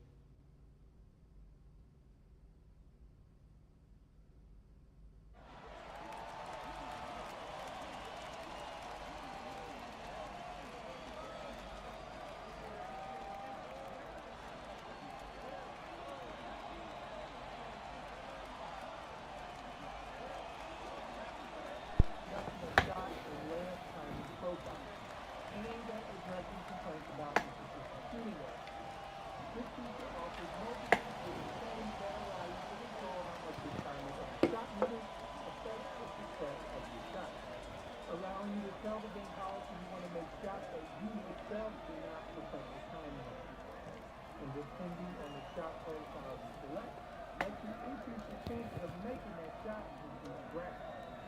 For example, real fast thing. If you're setting that has been in 2K for years, so the game bases your success strictly on how open you are, your player's rating, badly, and your opponent's. The normal setting works like previous 2K ratings, allowing you to make slightly early or slightly late shots. So you don't have to be perfect in your shot. For high risk, require you to hit the meter of the shot meter for the shot to go in. If you miss the groove, you don't make the shot. But also, high risk can also break in situations where you can let players see the heavy contested shot. The game would normally prevent you from making it, but with proper timing, you can still succeed. While with low risk, you can play less of the role, you have no chance in such scenarios, since timing is fairly consistent. You might have discovered this one by accident, but to hang on the rim after a dunk, you're going to want to hold R2 or R2 on your controller. This year, you can hang after a two-handed and one-handed dunk. One of the easiest ways to get open is by using a step-back jumper, which you can do by holding the right stick down or down into the left or right to create space from the defender. Pull this move out just as you start driving when the defender commits, making it nearly impossible for them to defend you foul. Control now uses double tap triangle if you're on PlayStation or Y or X. And the meter will pop up where you must stop it within the green to complete the alley-oop. Now on the fast break, to throw the ball ahead of you and gain a speed boost, hold R2 or R2 and flip the right stick up. Just make sure a defender isn't nearby or in front of you, or the ball could deflect off their body. When you miss a shot, don't let the opportunity slip to immediately put it back up. Most offensive rebounds can be converted into putback attempts by pressing square or X when your player is about to get the rebound. So make sure you're ready. The pick and roll is the best friend in NBA 2K25. If not properly defended, it can create an open three, face the driving floor, an alley-oop, or a kick out for a three-point. So it's essential to know how to run it effectively. So to call for a pick and roll, there are two methods. The first one is guide you through the interface.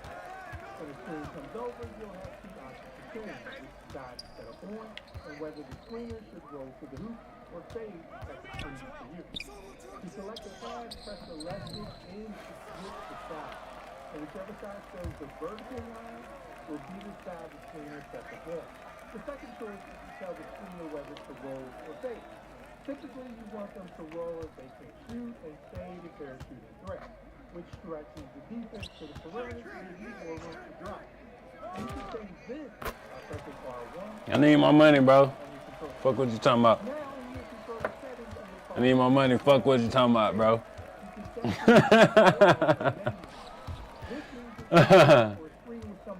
Need my money, bro. Fuck what you talking about.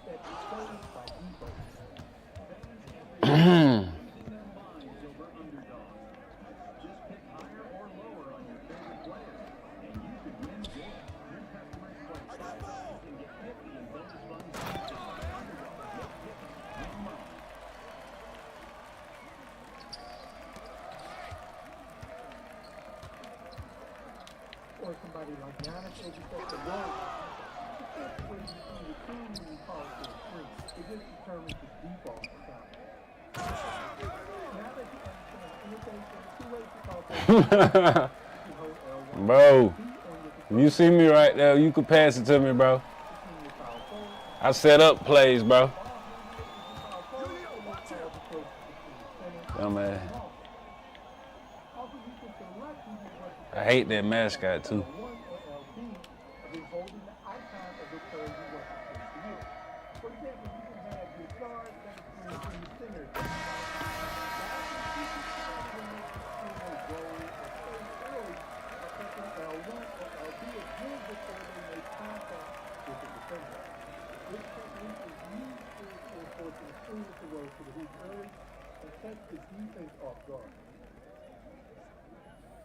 Now there is an ideal release point for each player to bring their shot, aka guarantee and make it. And to do flags, you now can choose when to make trash. Most comfortable releasing the shoot button to bring your jump shot to make it. 2K categorizes jump shots into 4 categories. When they jump, when they reach the highest they can go, when the ball begins to move forward, and when they release the ball. Not the best example with Paul George, but I wanted to use it. This feature is called your shot timing visual cue. Ties the player's jump shot to different spots in the jumper to find your ideal release point. You can set it to release early, so right when they jump, or on the opposite and wait till the last possible second with release visual cue. Knowing what part of the jump shot you set to help you make jump shots helps you ignore the shot meter if you have it on, and help make your shots when you turn it off. If you're in a bad matchup or defenses feel they're about to score quickly, hold square or X on your controller to intentionally foul the ball handler.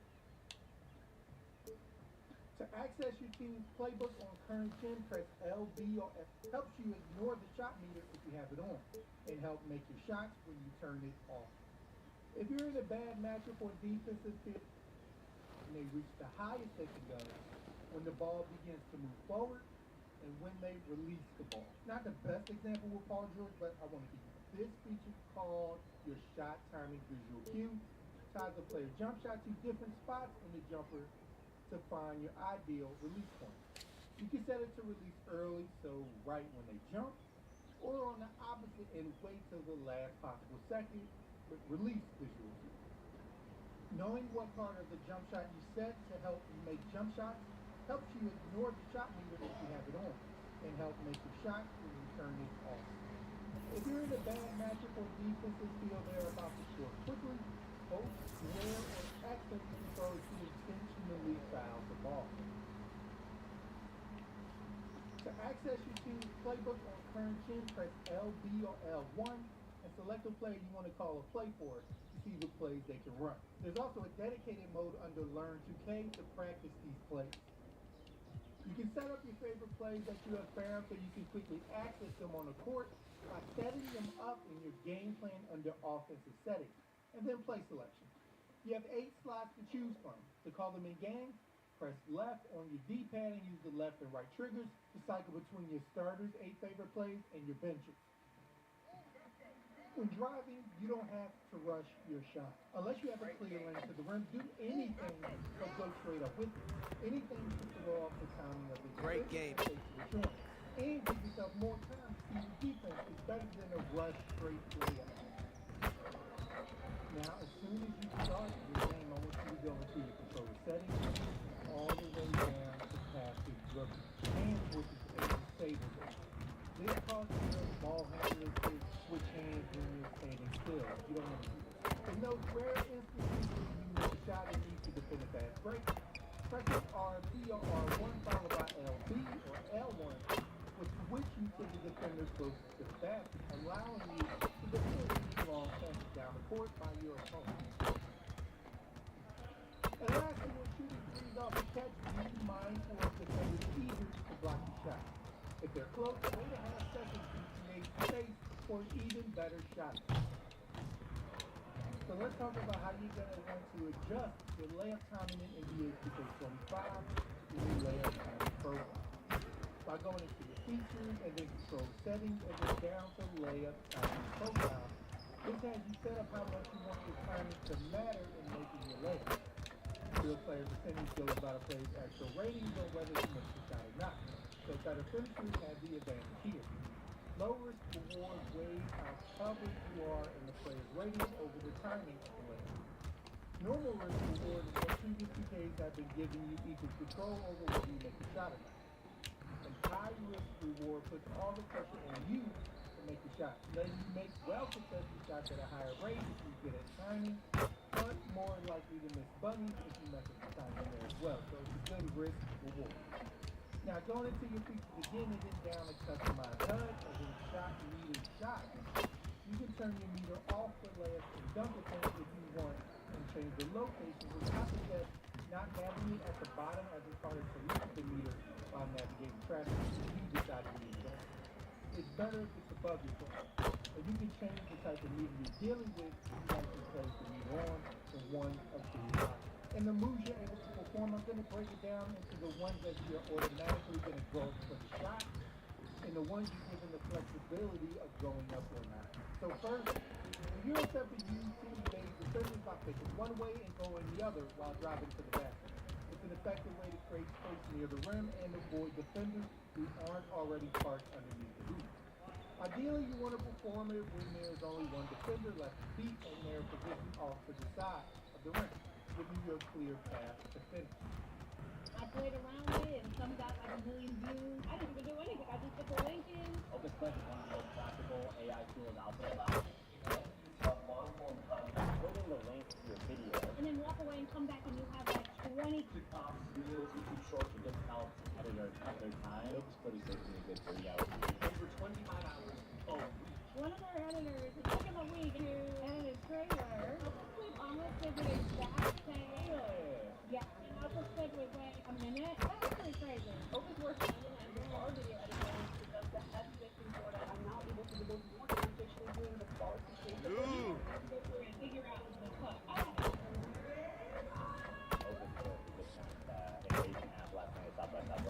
Will take our team so long to do, try to edit and subtitle, add B-roll.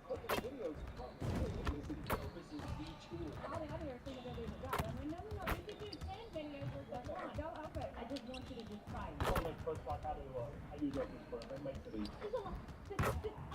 I want to do that.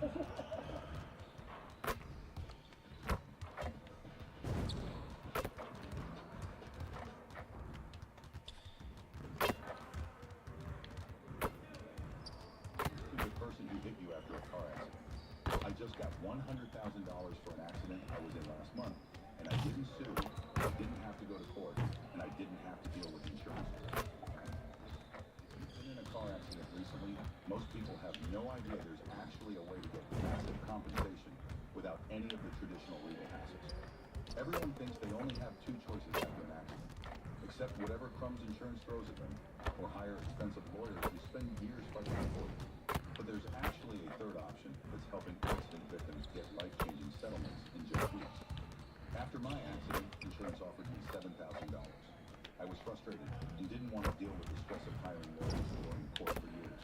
That's when I discovered the 2025 Crash Connect compensation program. This isn't just another legal service. It's a complete program that was recently launched to help accident victims bypass all the traditional roadblocks and get the maximum compensation they deserve. But here's the thing. Not everyone qualifies for this program. I used their qualification tool to see if my accident met their criteria. Good to see someone who still values the mid-range game. Here's what this drill looks like. Off-ball hand, and then double tap square or X on Xbox, or let go of turbo and aim the right stick down and to the left or down and to the right of your off-ball hand. Those steps work best when you have space, so again, make sure there's only one defender left to beat. Quick scoop left lets you get the ball up quickly while disrupting the timing of the defenders trying to block the shot. They're a huge weapon, especially for players who want strong finishes or can dunk. Allowing you to get shots off when a regular layup or dunk isn't an option. Use them when the defender is coming from the side or behind you, or if the last defender is too deep under the rim to defend it properly. To perform a quick scoop layup, use the turbo button and hold the right stick to the left or right, depending on which hand you want to use. The goal is typically to use the hand furthest from the defender, giving them little chance to block it. However, using a hand close to the defender can also work, as it shields the ball and walls off the defender from even attempting a block. You can even perform a quick scoop layup while moving away from the hoop to get a better angle.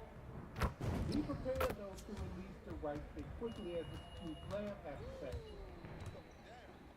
You can even add a bit of trickery using the hand opposite of the direction you're moving towards if you have open space. The hop step is another great move for weaving through traffic and creating space.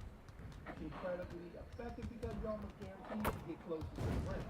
But the big advantage of the hop step is that you don't have to go for a shot right after you hop. Giving you flexibility to pump fake or pass out depending on how the defense reacts. So there is no reason to never not do it to get closer to the rim. And because you're attempting a move quickly, you will probably get the defender to react to it and jump even if they don't want to. To perform a hop step, tap the square or X button on your controller and aim the left stick in the direction you want to hop. Now to go for the shot immediately after, tap the square again before the animation finishes. And only hitting square X once will cause your player to go for a pump fake once his animation ends. Or aim the right stick in the same direction you would the Euro step, down into your off-ball hand side, while this time holding the right trigger and sprint while using it. A floater is a hierarchy shot used by smaller players to get over figure. Similar to the quick release layup, its quick release allows smaller guys to operate in the mid-range area before the defender can time their blocking. To perform a floater, you want to hold the right stick straight down while driving. Mountain timing will help the shot sail over the defender's arms, making it harder to block. A reverse layup lets you score on the opposite side of the basket when you drive a baseline, using the rim as an obstacle for the defender. You want to use this move when the defender is trailing you. To perform a reverse layup, you want to hold the right stick behind you while you're driving baseline. So if you're driving from the left, you want to aim it to the right. If you're driving from the right, you want to aim it to the left. This move finishes on the opposite side of the hoop and helps to avoid defenders waiting to block the shot. And if you hold the right trigger while you aim behind your player, they will perform a reverse dunk if they're able to do it in their player's dunk package. Now to add a little more oomph in your finishing game, to perform a two-handed dunk, which is harder to block because the ball is kept close to the body, making it ideal for when you're in front of defenders to avoid the possibility of a block. And to attempt it, you hold the right trigger and move the right stick up. Again, this is the safest dunk option you're facing minimal traction. To trigger a one-handed dunk, hold the right trigger and aim the right stick to the left or right, depending on the hand you want to use.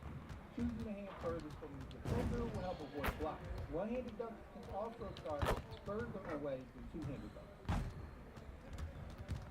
Skill dunks require you to time your layup and shot meter while performing the dunk to make more contact dunks for the defender.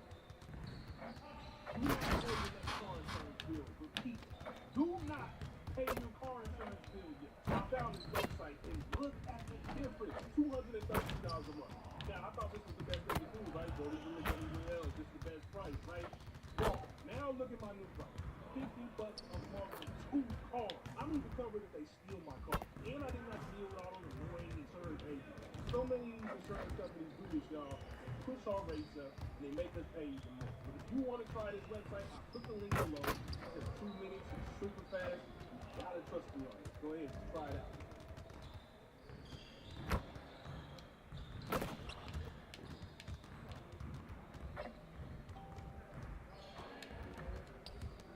I know my subscribers are struggling with credit card debt. When I was relying heavily on credit to dig myself out of a financial hole, it was difficult to manage all of my credit cards at once. If that sounds like you, consolidating that with a personal loan could be the solution. With lower APRs than those credit cards usually have. And to attempt a skill dunk, you want to hold the right trigger and move the right stick up or down twice to bring up the meter, then release it at the right time to trigger a dunk animation. Self-explanatory. If you miss the meter, you will miss the dunk. And to perform a flashy dunk, which is an exciting move that can be a great way to style on your opponent, you want to hold the right trigger and move the right stick down while driving towards the hoop.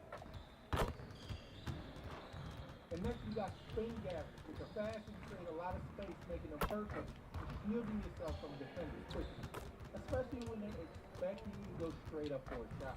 To perform a spin gather, you double tap square while holding the right trigger, or rotate the right stick in a semi-circle. You can let go of the right stick before the animation ends to either pump fake or finish the shot if you have space. A basic tip is every potential shot blocker is assuming you're going to go straight up with your shot, especially if you have a sliver of daylight. So knowing this, play with this expectation, pausing for a second before you shoot or performing a move that slows down the time it takes for you to go up. And you can can transition from your Euro steps and move hop steps into a dunk by holding the right trigger before the animation ends. One of the simplest but important things about finishing at the rim is making sure you're close enough to trigger the animation, or else you will perform a pump fake or throw up a wild shot. Seeing a defender bearing down on you or the paint wide open can cause you to hurry up what you're doing. But you should always be aware of when you enter the painted area and when it's okay to trigger animation by your player having momentum towards the hoop. When driving, also be aware of the help defender and where he is coming from. Because this single defender can change how the picture looks to you initially and cause you to throw something up over two defenders if you're not careful. And lastly, you don't have to be jamming turbo 100% of the time. Unless you're going for a dunk, take your time to get the shot in one. Now from the very start, before we get into everything, go into your settings and all the way down to passive dribble hand switches and turn this off. So the computer is just switching hands when you're trying to set something up. Now when dribbling, there are some keys you want to always follow to stay ahead of your opponent. When going up against the defenders, you want to give them enough time to take the bait before you attempt your final move to drive or create space for them after. They live on the principles of beating them with two moves, especially if they go in opposite directions. A larger number of people can just win an initial move, but it becomes way harder when you tie two moves together in quick succession. So you want to have it in your mind that if the cross doesn't work, you're going to hit them with it behind the back the other way. Or a simple snatch back and going the opposite way you were driving. Or an initial move into a step back almost guarantees you space against defenders. One of my favorite combinations, and it works against you and defenders, but not all of the time, is combining a simple drive into the paint with a spin move. As I'll tell you later on, the spin move is highly effective and a good counter when your initial pass is blocked off. Whether your opponent has played you or not, playing a bunch of games in 2K, you begin to pick up tendencies on 2K games as a whole. With a full header team, it's highly likely players are trying to go basic. So maybe stopping about halfway there and cutting inside could be the better move for you. Another dribble move you can use to your advantage is your step back jumper animation by holding down on your right stick. Now if you hold it all the way through, your player will perform a step back jumper. But if you let go before he leaves the ground, you can cancel it while maintaining your dribble. So you can use this to simulate the threat of a jumper to create space from the defender and possibly get them to jump, trying to affect your shot. All the while, you let go of the right stick and are able to drive right by. You always want to be in an aggressive mindset and be ready to shake a defender when the time comes.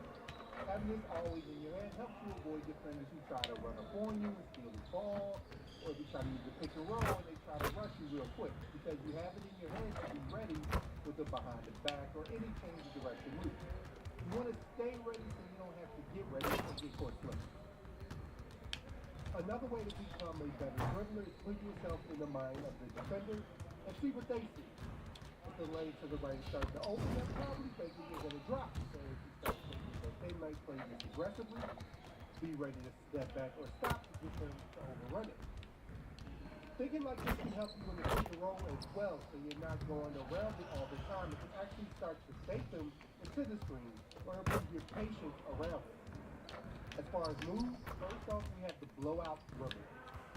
Activating the holding sprint and switching the right stick up while you're in the back court. This gives you a speed boost by throwing the ball ahead of you. Just make sure no one is in front of you when you do it. The crossover dribble changes your direction quickly, and if done correctly, can get defenders over pursuing if they try to cut you off. To perform this move, flick the right stick up and towards your off-ball hand. Execute it just before the defender gets close enough to bump it. Is your wheel bearing grinding like this? Get back on the road with a new wheel bearing system? Not at all.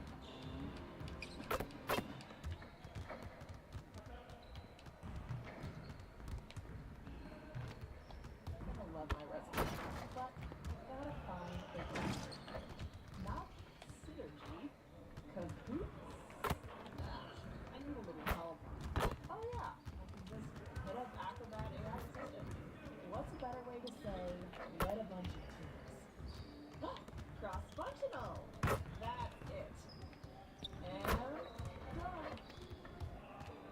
for the cross-functional teamwork AI assistant.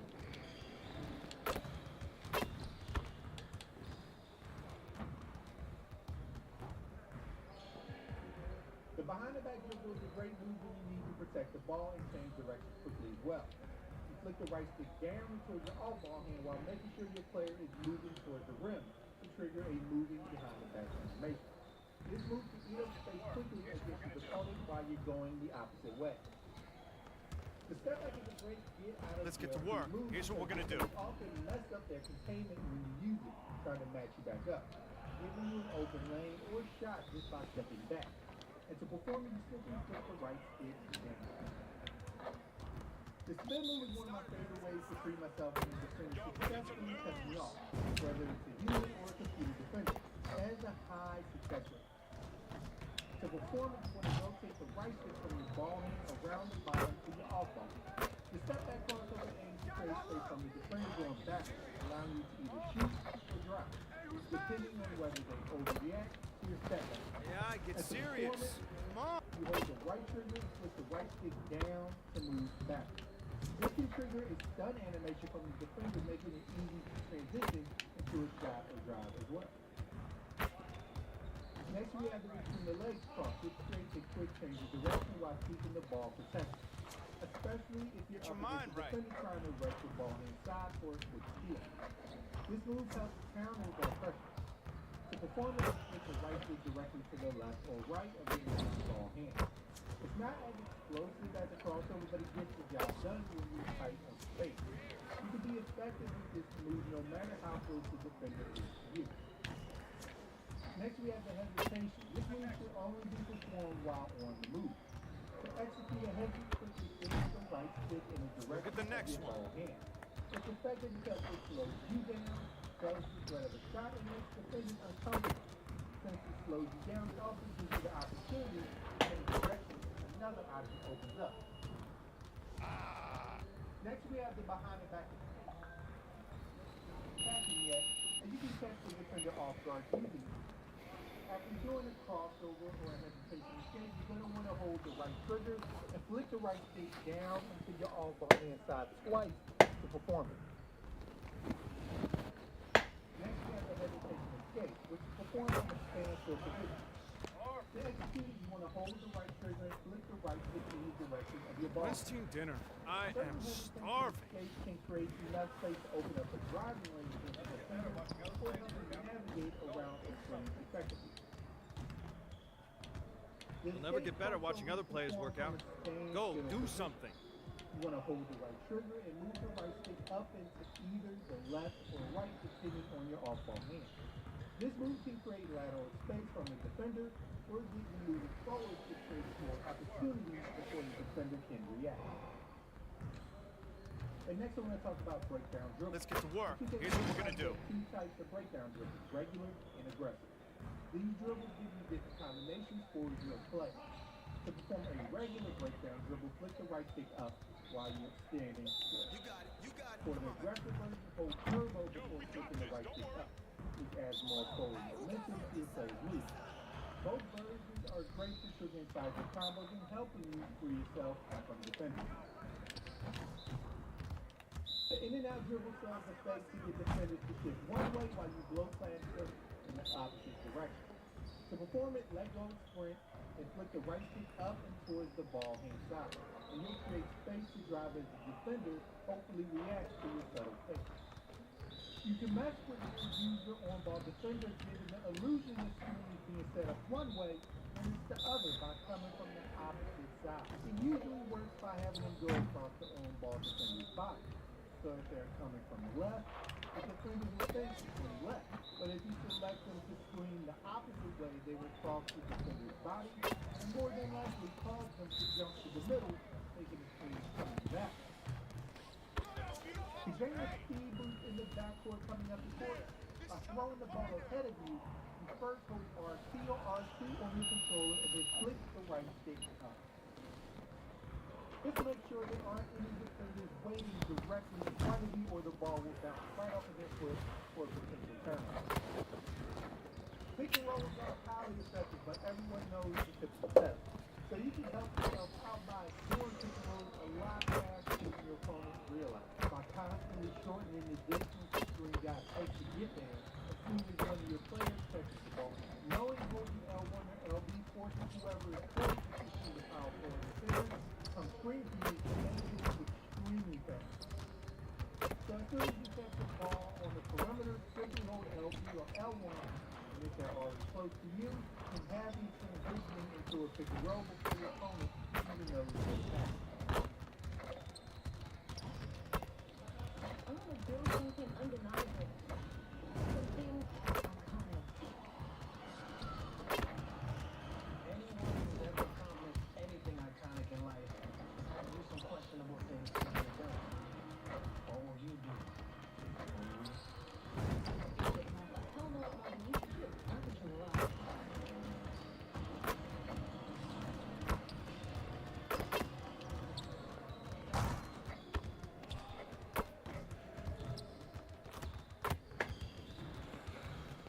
Loyal, lovable, strong, this is wow internet. Oh, crowd favorite. The jump is looking for consistency now. If she wants to see one great twice, Maybe some change. Jane, that needs commitment. You sure don't expect me serious, guys. Don't we all?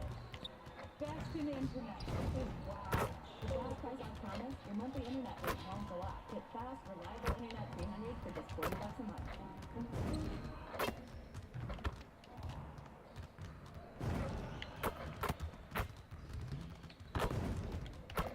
A new feature I want you to play with NBA 2K25 is shot and layup timing profile.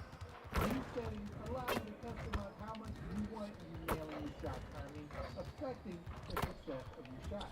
You can select profiles with more flexibility on early or late shots, or opt for a higher risk setting where only certain timed jump shots are guaranteed to breathe. NBA 2K25 wants you to get used to shooting with the right stick. By flicking the right stick down, then up, you with your player's jumper. And you will receive a bigger shooting boost than using the button. So get used to shooting this way as there are big benefits to it. I'll admit it is a bit awkward at first as sometimes you'll flick the right stick up and then down, but then he'll do a little breakdown dribble. But the more you practice, the more it will become natural to you.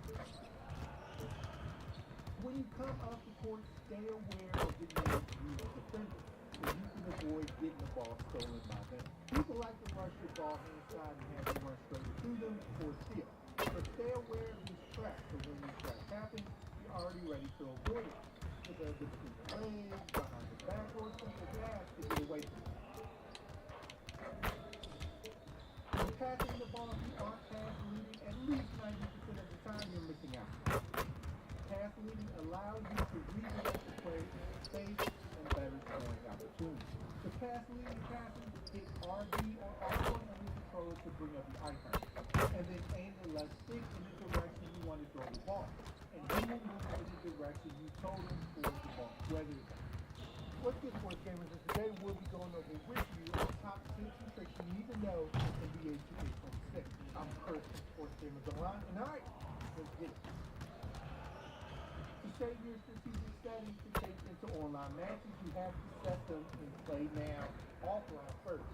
I know, but that's how you do it. Now moving on to quick shots. This year, if you hold L2 or L2 while receiving a pass, your player will attempt a no-good shot, which will allow you to get the ball quicker. So this is helpful for defenders closing out, and holding L2 or LT to shave off the time that it takes for you to get the shot. Just keep in mind your release will be sped up as well. Another defensive shot you might have in your arsenal is the step back jumper. When you're driving into the paint, bring the right stick straight down to create separation from your defender. Now if the defender recovers quickly, you're not locked into the jumper. You cancel it by releasing the stick before leaving the ground. And then you can take advantage of the new angle you created by regressing the defender's trying to challenge the shot. We have to talk about rhythm shooting and what a game changer it is in 2K26. Those unfamiliar with the right stick down and then back up at the release of your shot, it will trigger rhythm shooting. You can also, similar to MLB shows, pitching, manipulate your up and down movement by starting the jumper down and swinging it around to the top. Now the thing about it is, This year, you really don't have to time your shot this way as long as you use the tempo to start it. It was a free shooting with this last year, but you have to fully utilize this now. How it works in 2K26. Ready for fast, fresh auto insurance savings? We can serve up an offer that's a better. That's how it works in 2K26. Alright, let's move on to the pick and roll. And let's start with the late side switch. This is where you can click the left stick when the swing is caught to change the screen side at the last second. This can really freeze aggressive defenders who try to jump screens early because they have no idea which way the screen is going to come. Software kicks the sideline by holding L1 to LB and clicking the left stick towards the sideline. The up and down line has to face the sideline to run the screen towards that side. This can create a quick scoring chance for you with significantly reduced self-defense because your opponent may not even realize it's happening until you're in the paint. Also, if you're going to run a pick and fade, do it from your wing as well, as it's harder for the defender to defend that while you have a straight line to the back. You're more likely to get a wide open jump shot doing it from here.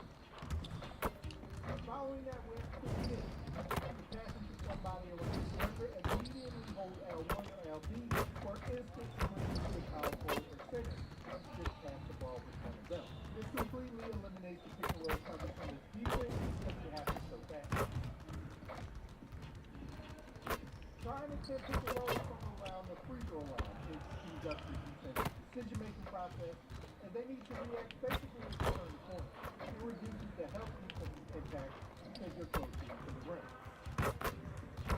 Now let's talk about go-to use. Hold the right stick up to activate your player's insert dribble combo jump shot. The beauty of these moves is you drive out of it at any point, shoot yourself, or let the animation play out into a shot based on how the defender reacts. These are the moves players actually do in real life, yet some are more effective than others. Kevin Durant has a master at it. Now let's move on to the blowout dribble. Hold RT or R2 and flip the right stick up to get a speed. You can trigger this until you reach about half court. Just make sure to use this when you have a clear path in front of you.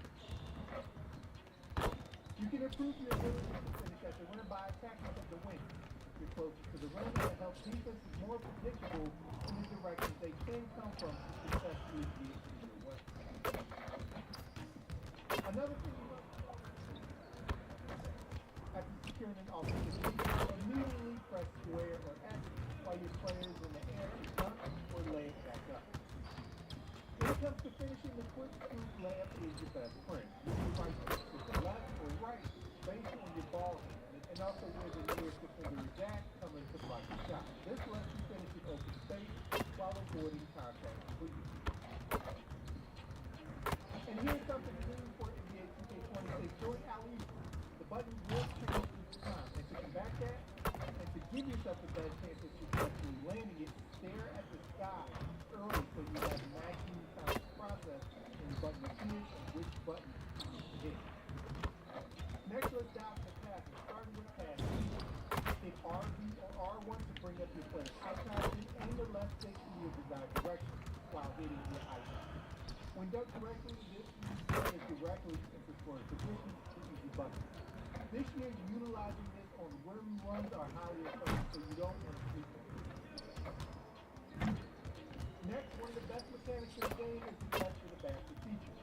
You want to hold triangle or Y to pull it off, but first, you need to enable this in your settings by changing the hold to live pass button, using triangle or Y to hit your pass, to pass to the basket. This takes advantage of aggressive defenders who focus too heavily on passing. Now you also don't want to forget about the skip pass feature. By holding X or A, you can pass to the furthest player in your aim direction. This is perfect for beating zones and gives you precision when multiple players are in your direct path. When it comes to transition offense, using the rebounder for fast breaks is an easy way to get an extra man on the break, and baiting your opponent to try to steal it and leaving somebody else open. Alternatively, after a new guy, you can get the ball and then quickly by hitting R1 and L1 or RB and L1. This passes to the player closest to the basket. Usually somebody about a half court and probably three-quarter seconds. On the defensive end, never take a double team from the corner. Always let it be somebody on the wing or at the top. And this pass or force the long pass. Double from the corner, over two with nobody to help and without a big pass. Holding the right stick up directly in your opponent's passing lane can cause pass deflection, so don't sleep on this. After your opponent has gotten the rebound, do not try and go for the immediate steal. You will be called for a foul. Put your opponent on the line more times than not. During your possession, if you notice you have a player or somebody you don't want, hold in X or A if you're an Xbox, and the game will switch you to the nearest man. In the case, to limit the times you get called for a foul, you want to learn how to jump straight up in the area to get your success and lower your foul point. And you do it by either Y or triangle and aiming the left stick up.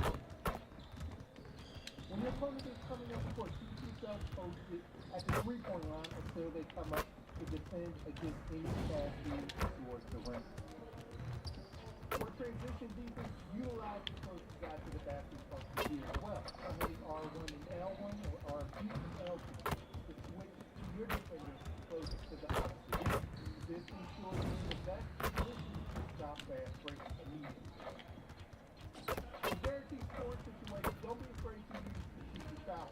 Hold square or X to commit an intentional foul. Stop the play rather than giving up an easy bucket.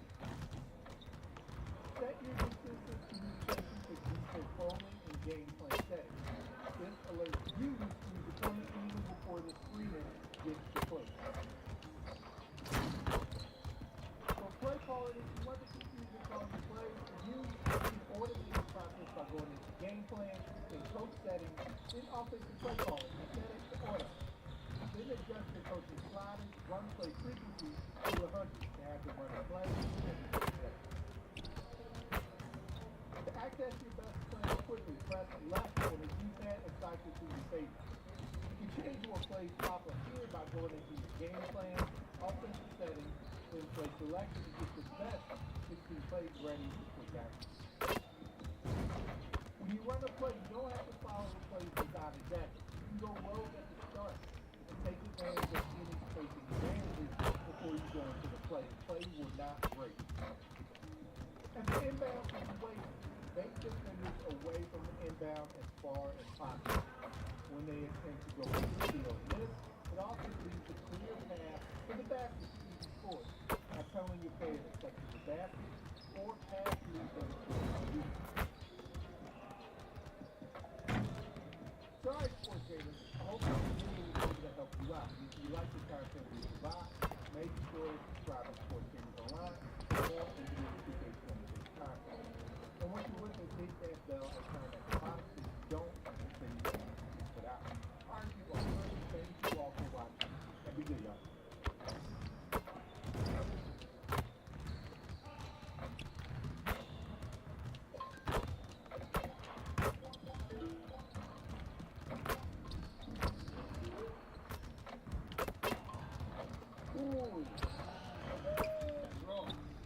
Good thing also has your back. If you're new to NBA 2K26 or you're somebody that's looking to improve, I have 20 tips that will help you become a better overall player, regardless of your experience, skill level, or even your play style. On top of that, I'm giving away a ton of DC this month. All you have to do to enter is drop a like, comment the word GOAT, and of course, be a subscriber. Alright, let's start off with a tip that's going to help you hit more shots. Every time that you shoot, I want you to focus on your hit cue. If you don't know what your hit cue is, it's the point in your jump shot animation where you're supposed to release the shoot button to bring your shot. So when I say use your visual cue, I mean to train yourself to recognize that exact spot visually. And once you know it and you start shooting with it, your shot timing becomes way more consistent in the long run. Now here's how you find your visual cue within your jump shot. Head into your my court, put your difficulty on whatever thing, or hit the button and hit X to go online so it simulates a similar type of delay you'll feel in real games online. I don't think it's the exact same delay you'll feel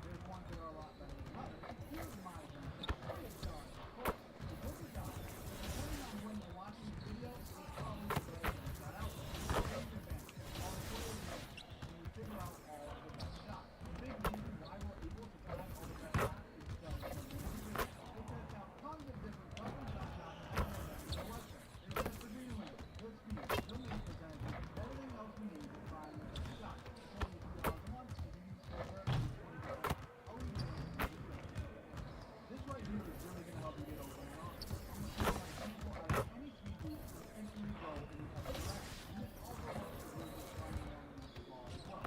So first off, when you're doing this move, you're able to cancel into your stick or behind the back, or my favorite, your snap back. The best two step backs to do this with, in my opinion, are harder. I personally use both. Anyways, let's say you're running right with the ball. You're holding the right trigger the entire time. You are never letting go. As you're running, you're going to flip up on the right stick and immediately, like right after, flick down and then run the other way. It's that easy. And if you're running left, it's the same thing. While you're running, just flick up, down, really fast, and then go back right. And then if you want to spin, just do the same thing over and over until you stop. On to the easy vortex. You're going to want your shot timing, leg timing, and your sequence going on. Obviously, you want to be in control whether or not we make our shot. For the shot timing with your cue, this does not matter if you're using a custom jump shot, and I would hope that you all are using a custom jump shot. Activate input type set this to all. Pro stick function, put this on default so you can take full advantage of your right stick. Pro stick orientation, this is going to help you dribble. Make sure it's on absolute. Passive dribble hand switches, this will make it harder to dribble if it's enabled, so make sure this is disabled. Scroll down here to auto lob to moving receiver. If you have this enabled, you'll be throwing those lollipop type passes. We don't want that, so we want to make sure this is disabled. Up until last week, I always preferred to play with my Huda guard off, but bro, I don't know what it is on 2K26. I feel like having this on really helps you guard ISO and really helps you stay attached to your man.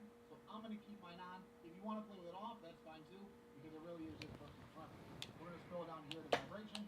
We're going to turn this off. I feel like it's harder to dribble if it's on. And then for box out assist strength, we're going to put this up to 100. This makes it easier to attach to your defender when you are trying to box. Appreciate the follow. $14.99 a month for a streaming app, and $9.99 a month for a music app, and $12.99 for a fitness app, and more money for a bunch of other apps? That really adds up. So why not get YouTube Premium for just $13.99? It's like having all those and the entire world of YouTube uninterrupted. Wallets with that. Wallets can talk. To attach to your defender when you are trying to box them out. Alright, let's go to options, customize HUD, shot meter shot, and turn your shot meter off. Because one, turning it off gives you a make percentage boost, and two, like I said, you want to be looking at your visual cue, not your shot meter. A little side note here, 99.999% of the best shooters in the world do not use their meter. You should not either. The visibility for layups and free throw is personal preference. There is no right or wrong answer here, but I personally prefer to have them on. Next, we're going to come down here to shot feedback and put our visibility to all shots so we can see the timing, the distance, and the coverage. I want you to use the coverage to see if you're taking a good or bad shot so you can learn what types of shots you can and cannot shoot. And I want you to pay attention to it when playing defense to know if you've got a good contest or a bad contest, and then use the information to try to improve your defense. The next tip I have for you guys is to make sure you do your weekly workouts to unlock your 99 stamina. You'll be able to do 4 drills per week, and as soon as you have 8 drills done, you will earn the 99 stamina. Now, when you do your workouts, make sure you get at least 3 stars to get this extra turbo meter right here, and then to unlock the workout warrior, which gets you that extra turbo bar the entire year on all your builds, you have to do 12 unique workouts, so make sure you aren't doing the same workouts every week. Stamina is very important. The more stamina you have, the more it's going to help with dribbling, your jump shooting, and your defense. If you haven't realized, this year meter dunking is very good. I'm going to quickly teach you how to do it and give you a quick tip. So the quick tip is, if you are in front of them, like if you have them beat, you're going to get the meter dunk 95% of the time. The only time you won't is if they block it out of the animation, which has literally only happened to me once all year. So as soon as you have them beat, that's when you want to go up for your meter dunk. And no, I almost forgot. You should only be going up for meter dunks if you have at least posterizer on silver with an 87 driving dunk. So anyways, the controls for the meter dunk are very easy. When you're attacking the basket, you're holding the right trigger the entire time, and you're holding down on your right stick, and then let go in the green window. If you don't let go in the green window, you will miss. If you do time in the green, you will obviously make it. The next tip is a few tips in one. Make sure you have on good animations. All of my animations are right here. If you have on good animations, you're going to be a lot better at the game just because you have on the right stuff. Your animations will make you or break you. when creating your build, make sure you get all of the animations that you want before you spend your VC on it. You can actually do this in the builder. Click the left stick, then head over to playmaking moves, find the animations you're interested in, and then you'll be able to check the requirements for each one. Also, when making your builds, make sure you hit your badge thresholds. I'm going to give you an example. At 94 MIDI from 93, you don't need it. But if you go to a 95, you get Deadeye on Hall of Fame. Or you can just stick with the 93 because that is the threshold to get your set shot specialist on Hall of Fame. In other words, don't waste attribute points if you're not gaining anything out of it. And if you're not sure what build to make or how to make a build, I have a ton of them on my channel. Let's talk about how to properly use your max +1s and +2s. Because this is something a lot of people actually mess up. Don't throw these on a badge just because it's considered one of the best badges in the game. We're not going to do that. That's not the right way to maximize them. Instead, you want to apply them to badges that actually complement your playstyle. For example, I personally don't need to use a boost on Post Strider. Getting to the rim is already easy for me, and finishing at the basket is one of my strengths. So adding more to that doesn't really give me much value. On the other hand, shooting isn't my weakness either. I still shoot around 76% from 3, but if I compare my game, I'm definitely more dominant at dunking than I am at shooting.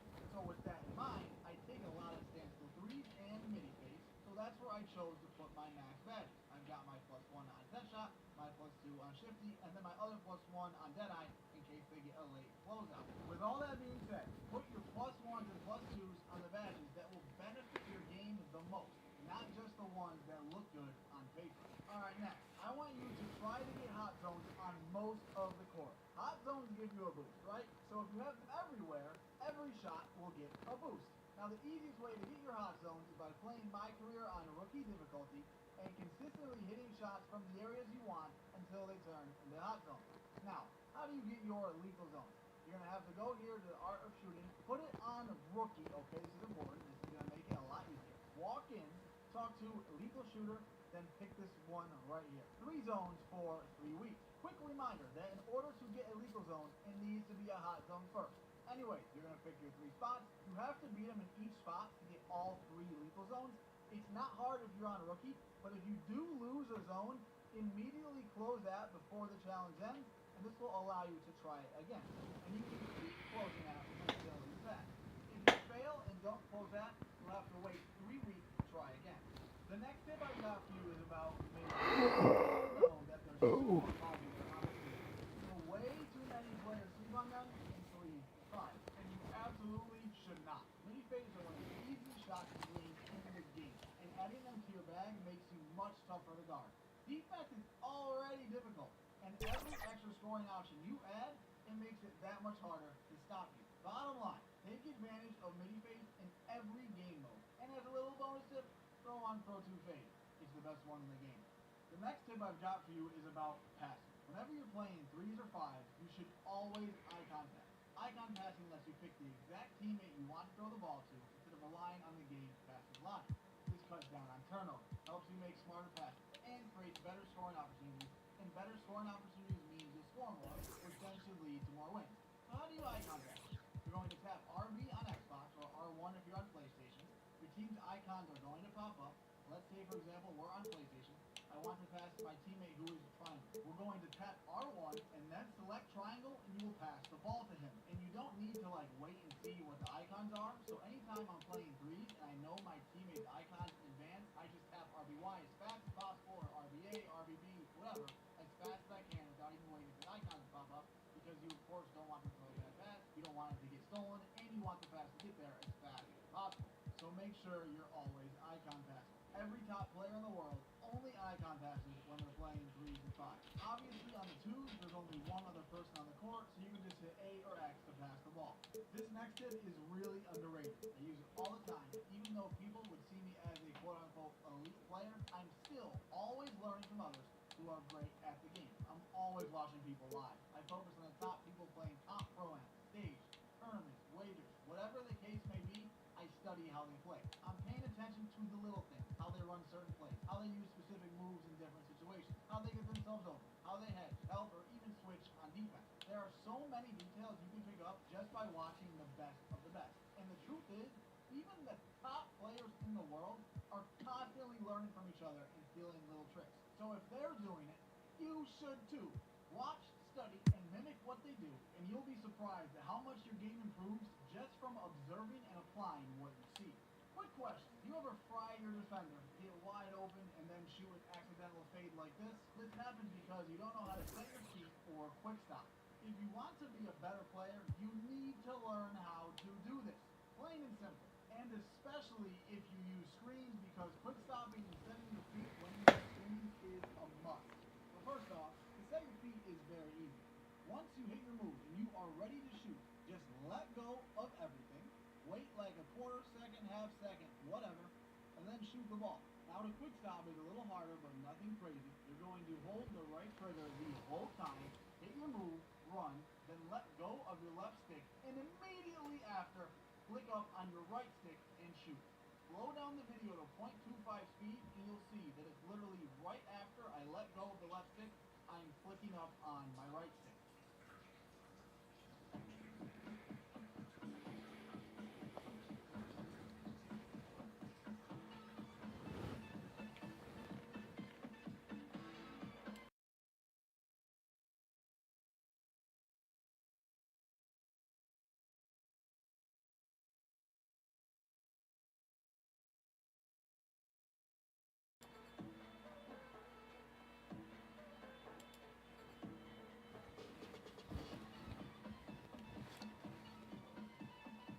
Let go of the left stick, I'm flicking up on my right stick. Alright, the next thing I got for you, I've talked about a couple times already in other videos, but I had to throw it into this video too. And that is to play wired and not on Wi-Fi. When you're on Wi-Fi, your connection is constantly jumping around. You'll deal with higher latency, lag spikes, and packet loss, which leads to inputs not always registering the way they should. When you plug in with you get lower latency, more consistent timing, and the game just feels smoother overall. If you're serious about winning, there's no reason to stay on Wi-Fi.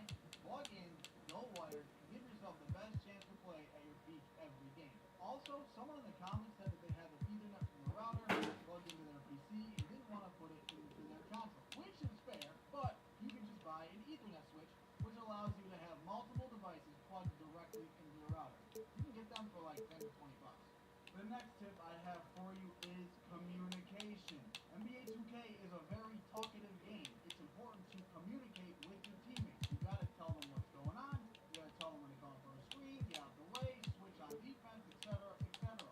You need to be in a party or at least game chat every time you step on the court with other people. The more you guys are talking to each other, the better you are going to play overall. I understand a lot of people have a hard time finding people to play with, especially if they are new to 2K, which is why I literally have a Discord to find teammates, to help you guys find teammates. If you join the Discord, you can literally go to need teammates or just the general chat and type who wants to play, or you can just say, hey, this is me, I'm new to 2K, I have this build, blah, blah, blah, who wants to play? Easy. Also in the Discord, you can ask me whatever question you want. Just make sure you tag me.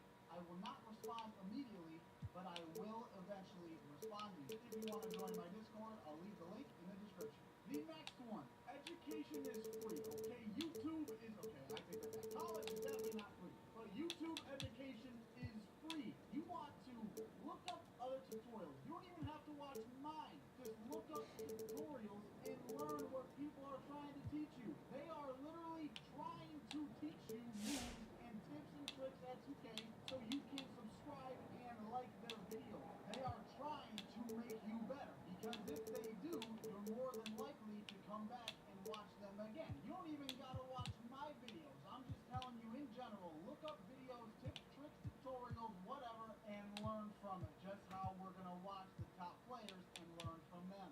The next tip I got for you sounds extremely cliche, but it is to practice. I understand it's a video game and nobody wants to virtually practice dribbling and shooting. That just sounds a lot. But the more that you play and the more that you practice and lab up your jump shot and your dribble moves and your combos, you're going to get better.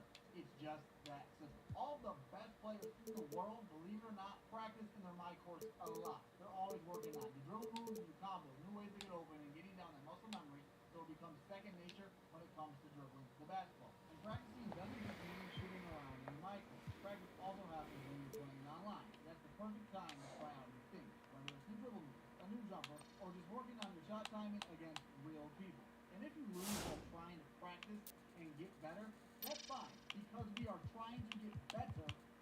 more games in the long run.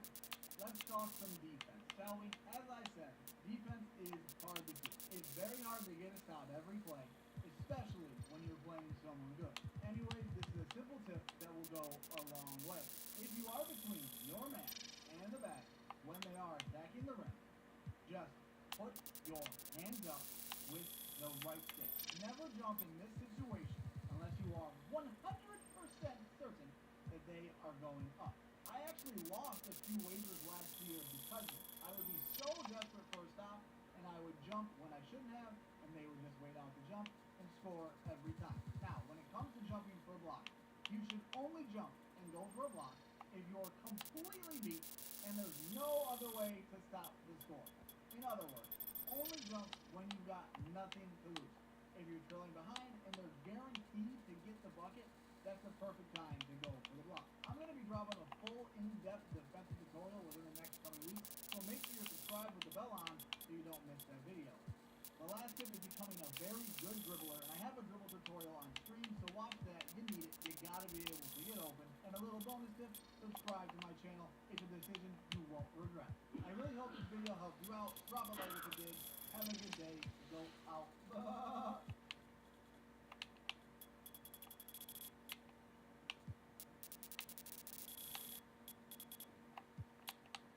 Fine after a car accident until this happens.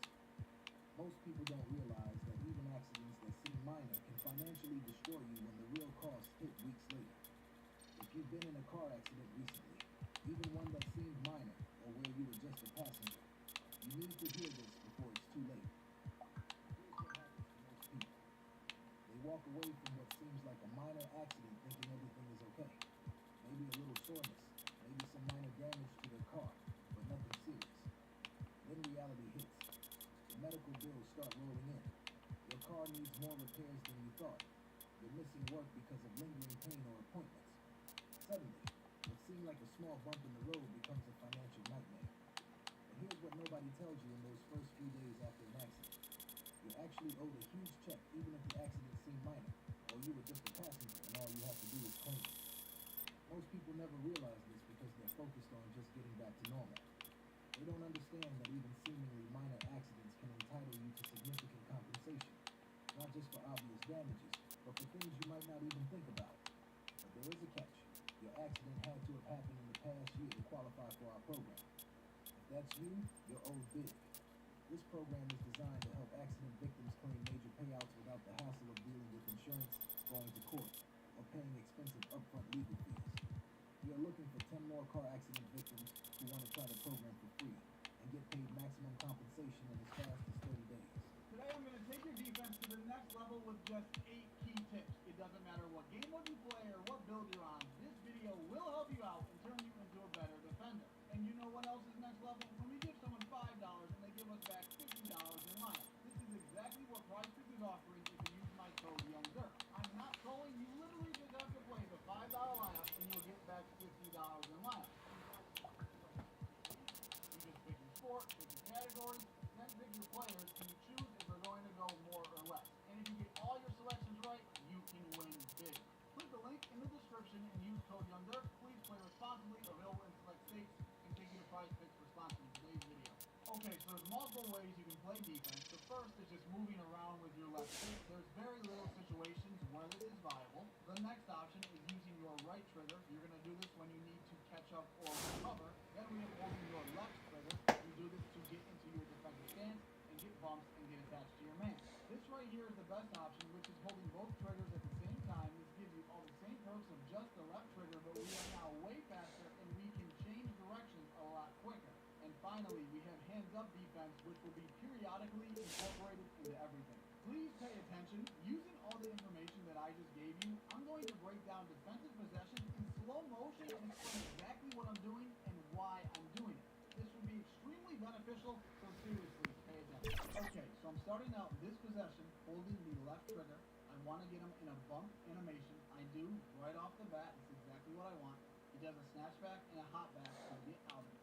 Now I need to anticipate where he's trying to go and beat him to his spot. I do it perfectly. I get a bump animation again. I anticipate where he's trying to go, and I get the bump animation yet again. Now the shot clock is about to run out. He tries to get me off my feet. I don't jump, and I get the stop. Okay, I'm starting off the defensive possession, holding the left trigger. He's going to go left here. I don't get the bump. I don't know why. I tried to press up on him, and I didn't get it, and now I'm way out of position. Now I need to sprint towards the basket to beat him to his spot. I get in front of him. I beat him to his spot. He's going to snatch back. I need to sprint back out, so I'm not holding the left trigger at all here. I'm still holding the right trigger. I'm following him to his spot, trying to beat him to the mini fade, because that's most likely what he's trying to do. As soon as he comes to a complete stop, I am now pressing up on him while holding the right and left trigger at the same time to get the bump animation I do. Now he's trying to get away from me, and I'm just pressing up, still holding the left and right trigger so I can keep him in a bump. I don't want to let him get away from me. He's going to snatch me off of him. There's only 2 seconds left, and based on the angle of the snatchback, I can tell that he's going to go right from the midi fade. I let go of the left trigger. I run out at him holding the right trigger, and I jump as soon as I see him go up, and we get the contest, and we get the stop. All right, now take a look at this one right here. I'm holding my left trigger. I see he does an explosive forward behind the back, meaning I know exactly where he's going to go, so I meet him right at his spot. Okay, I'm playing the defense. I'm pressing up on him. I'm still holding the left and right trigger now because I see he's trying to move. I beat him to his spot again. He's going to back up here. There's only 5 seconds left. Now I need to anticipate where he's going to go. I see he's going left, and pause. I'm expecting a Lonzo cross here because he has a good angle to do it to get to the basket. So I'm going to let go of my left trigger. I'm going to then sprint that way to try to cut him off. But he has on the Chris Paul crossover, so I have to then... You don't get how to create a new field. In front of him, still holding the right trigger. I do. I wait for him to go up. I jump like he does.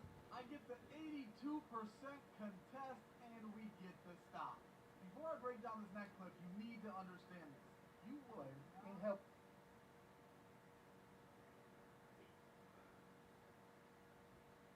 Yo, it's Big Dog Today. I'm going to show you guys how to do every single layup in NBA 2K26. Layups are a little bit different this year, but they're a lot easier to show you guys how to do every single layup in NBA 2K26. And one thing to know before we get started, if you guys want to do a layup instead of a dunk, when you're going up for a layup, you do not want to hold R2 or right trigger if you're on Xbox. Because then that'll make you dunk, and sometimes a layup is better than a dunk. So first off, for a regular normal layup, literally all you want to do is just drive and hold it up on the right stick like that.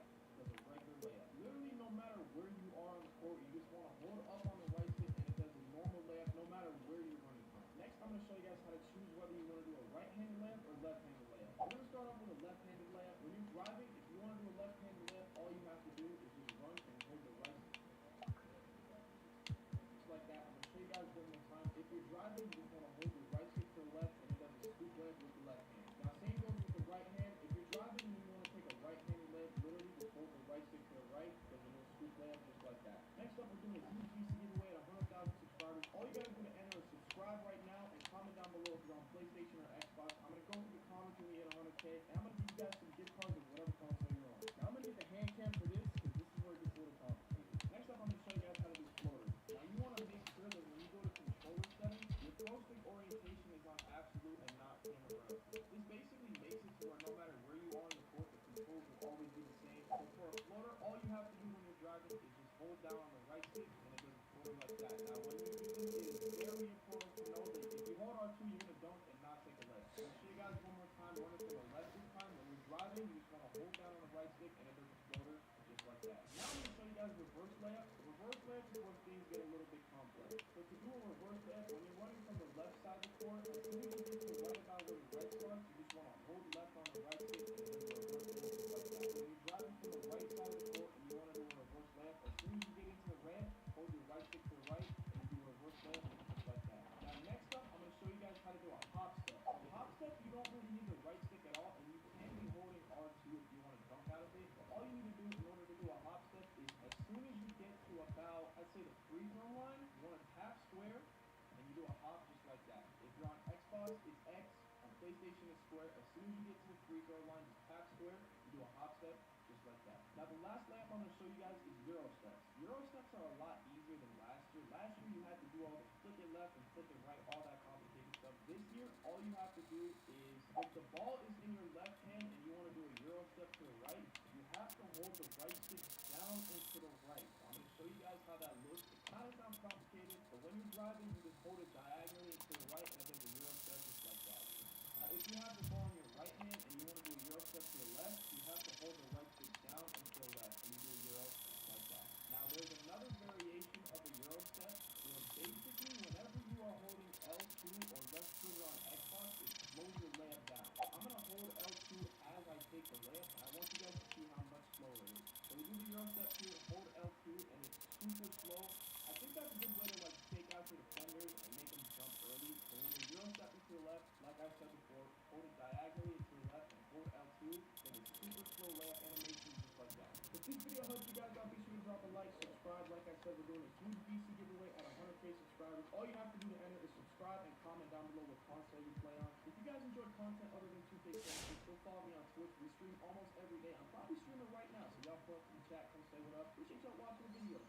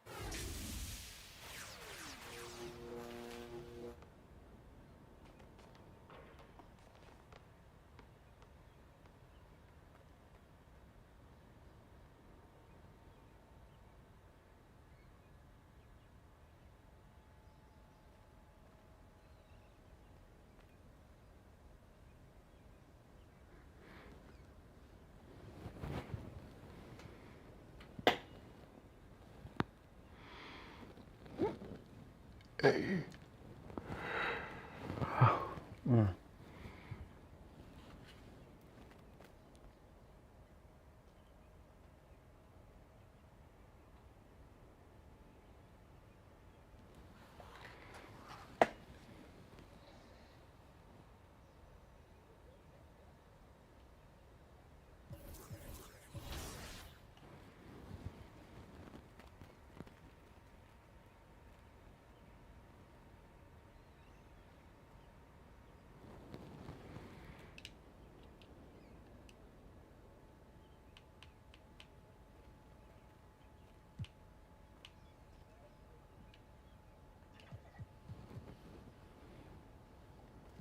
But y'all miss me playing with the Bulls too.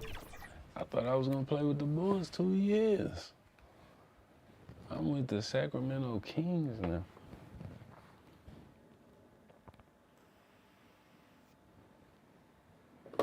Just like everybody else, I woke up,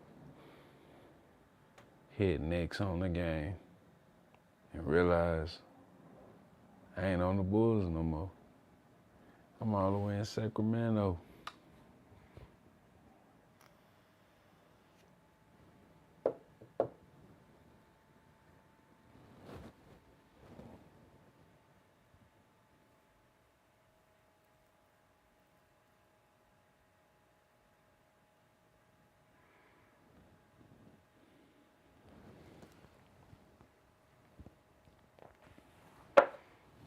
What's up, everybody? Thank y'all for watching. Sunday. How y'all doing?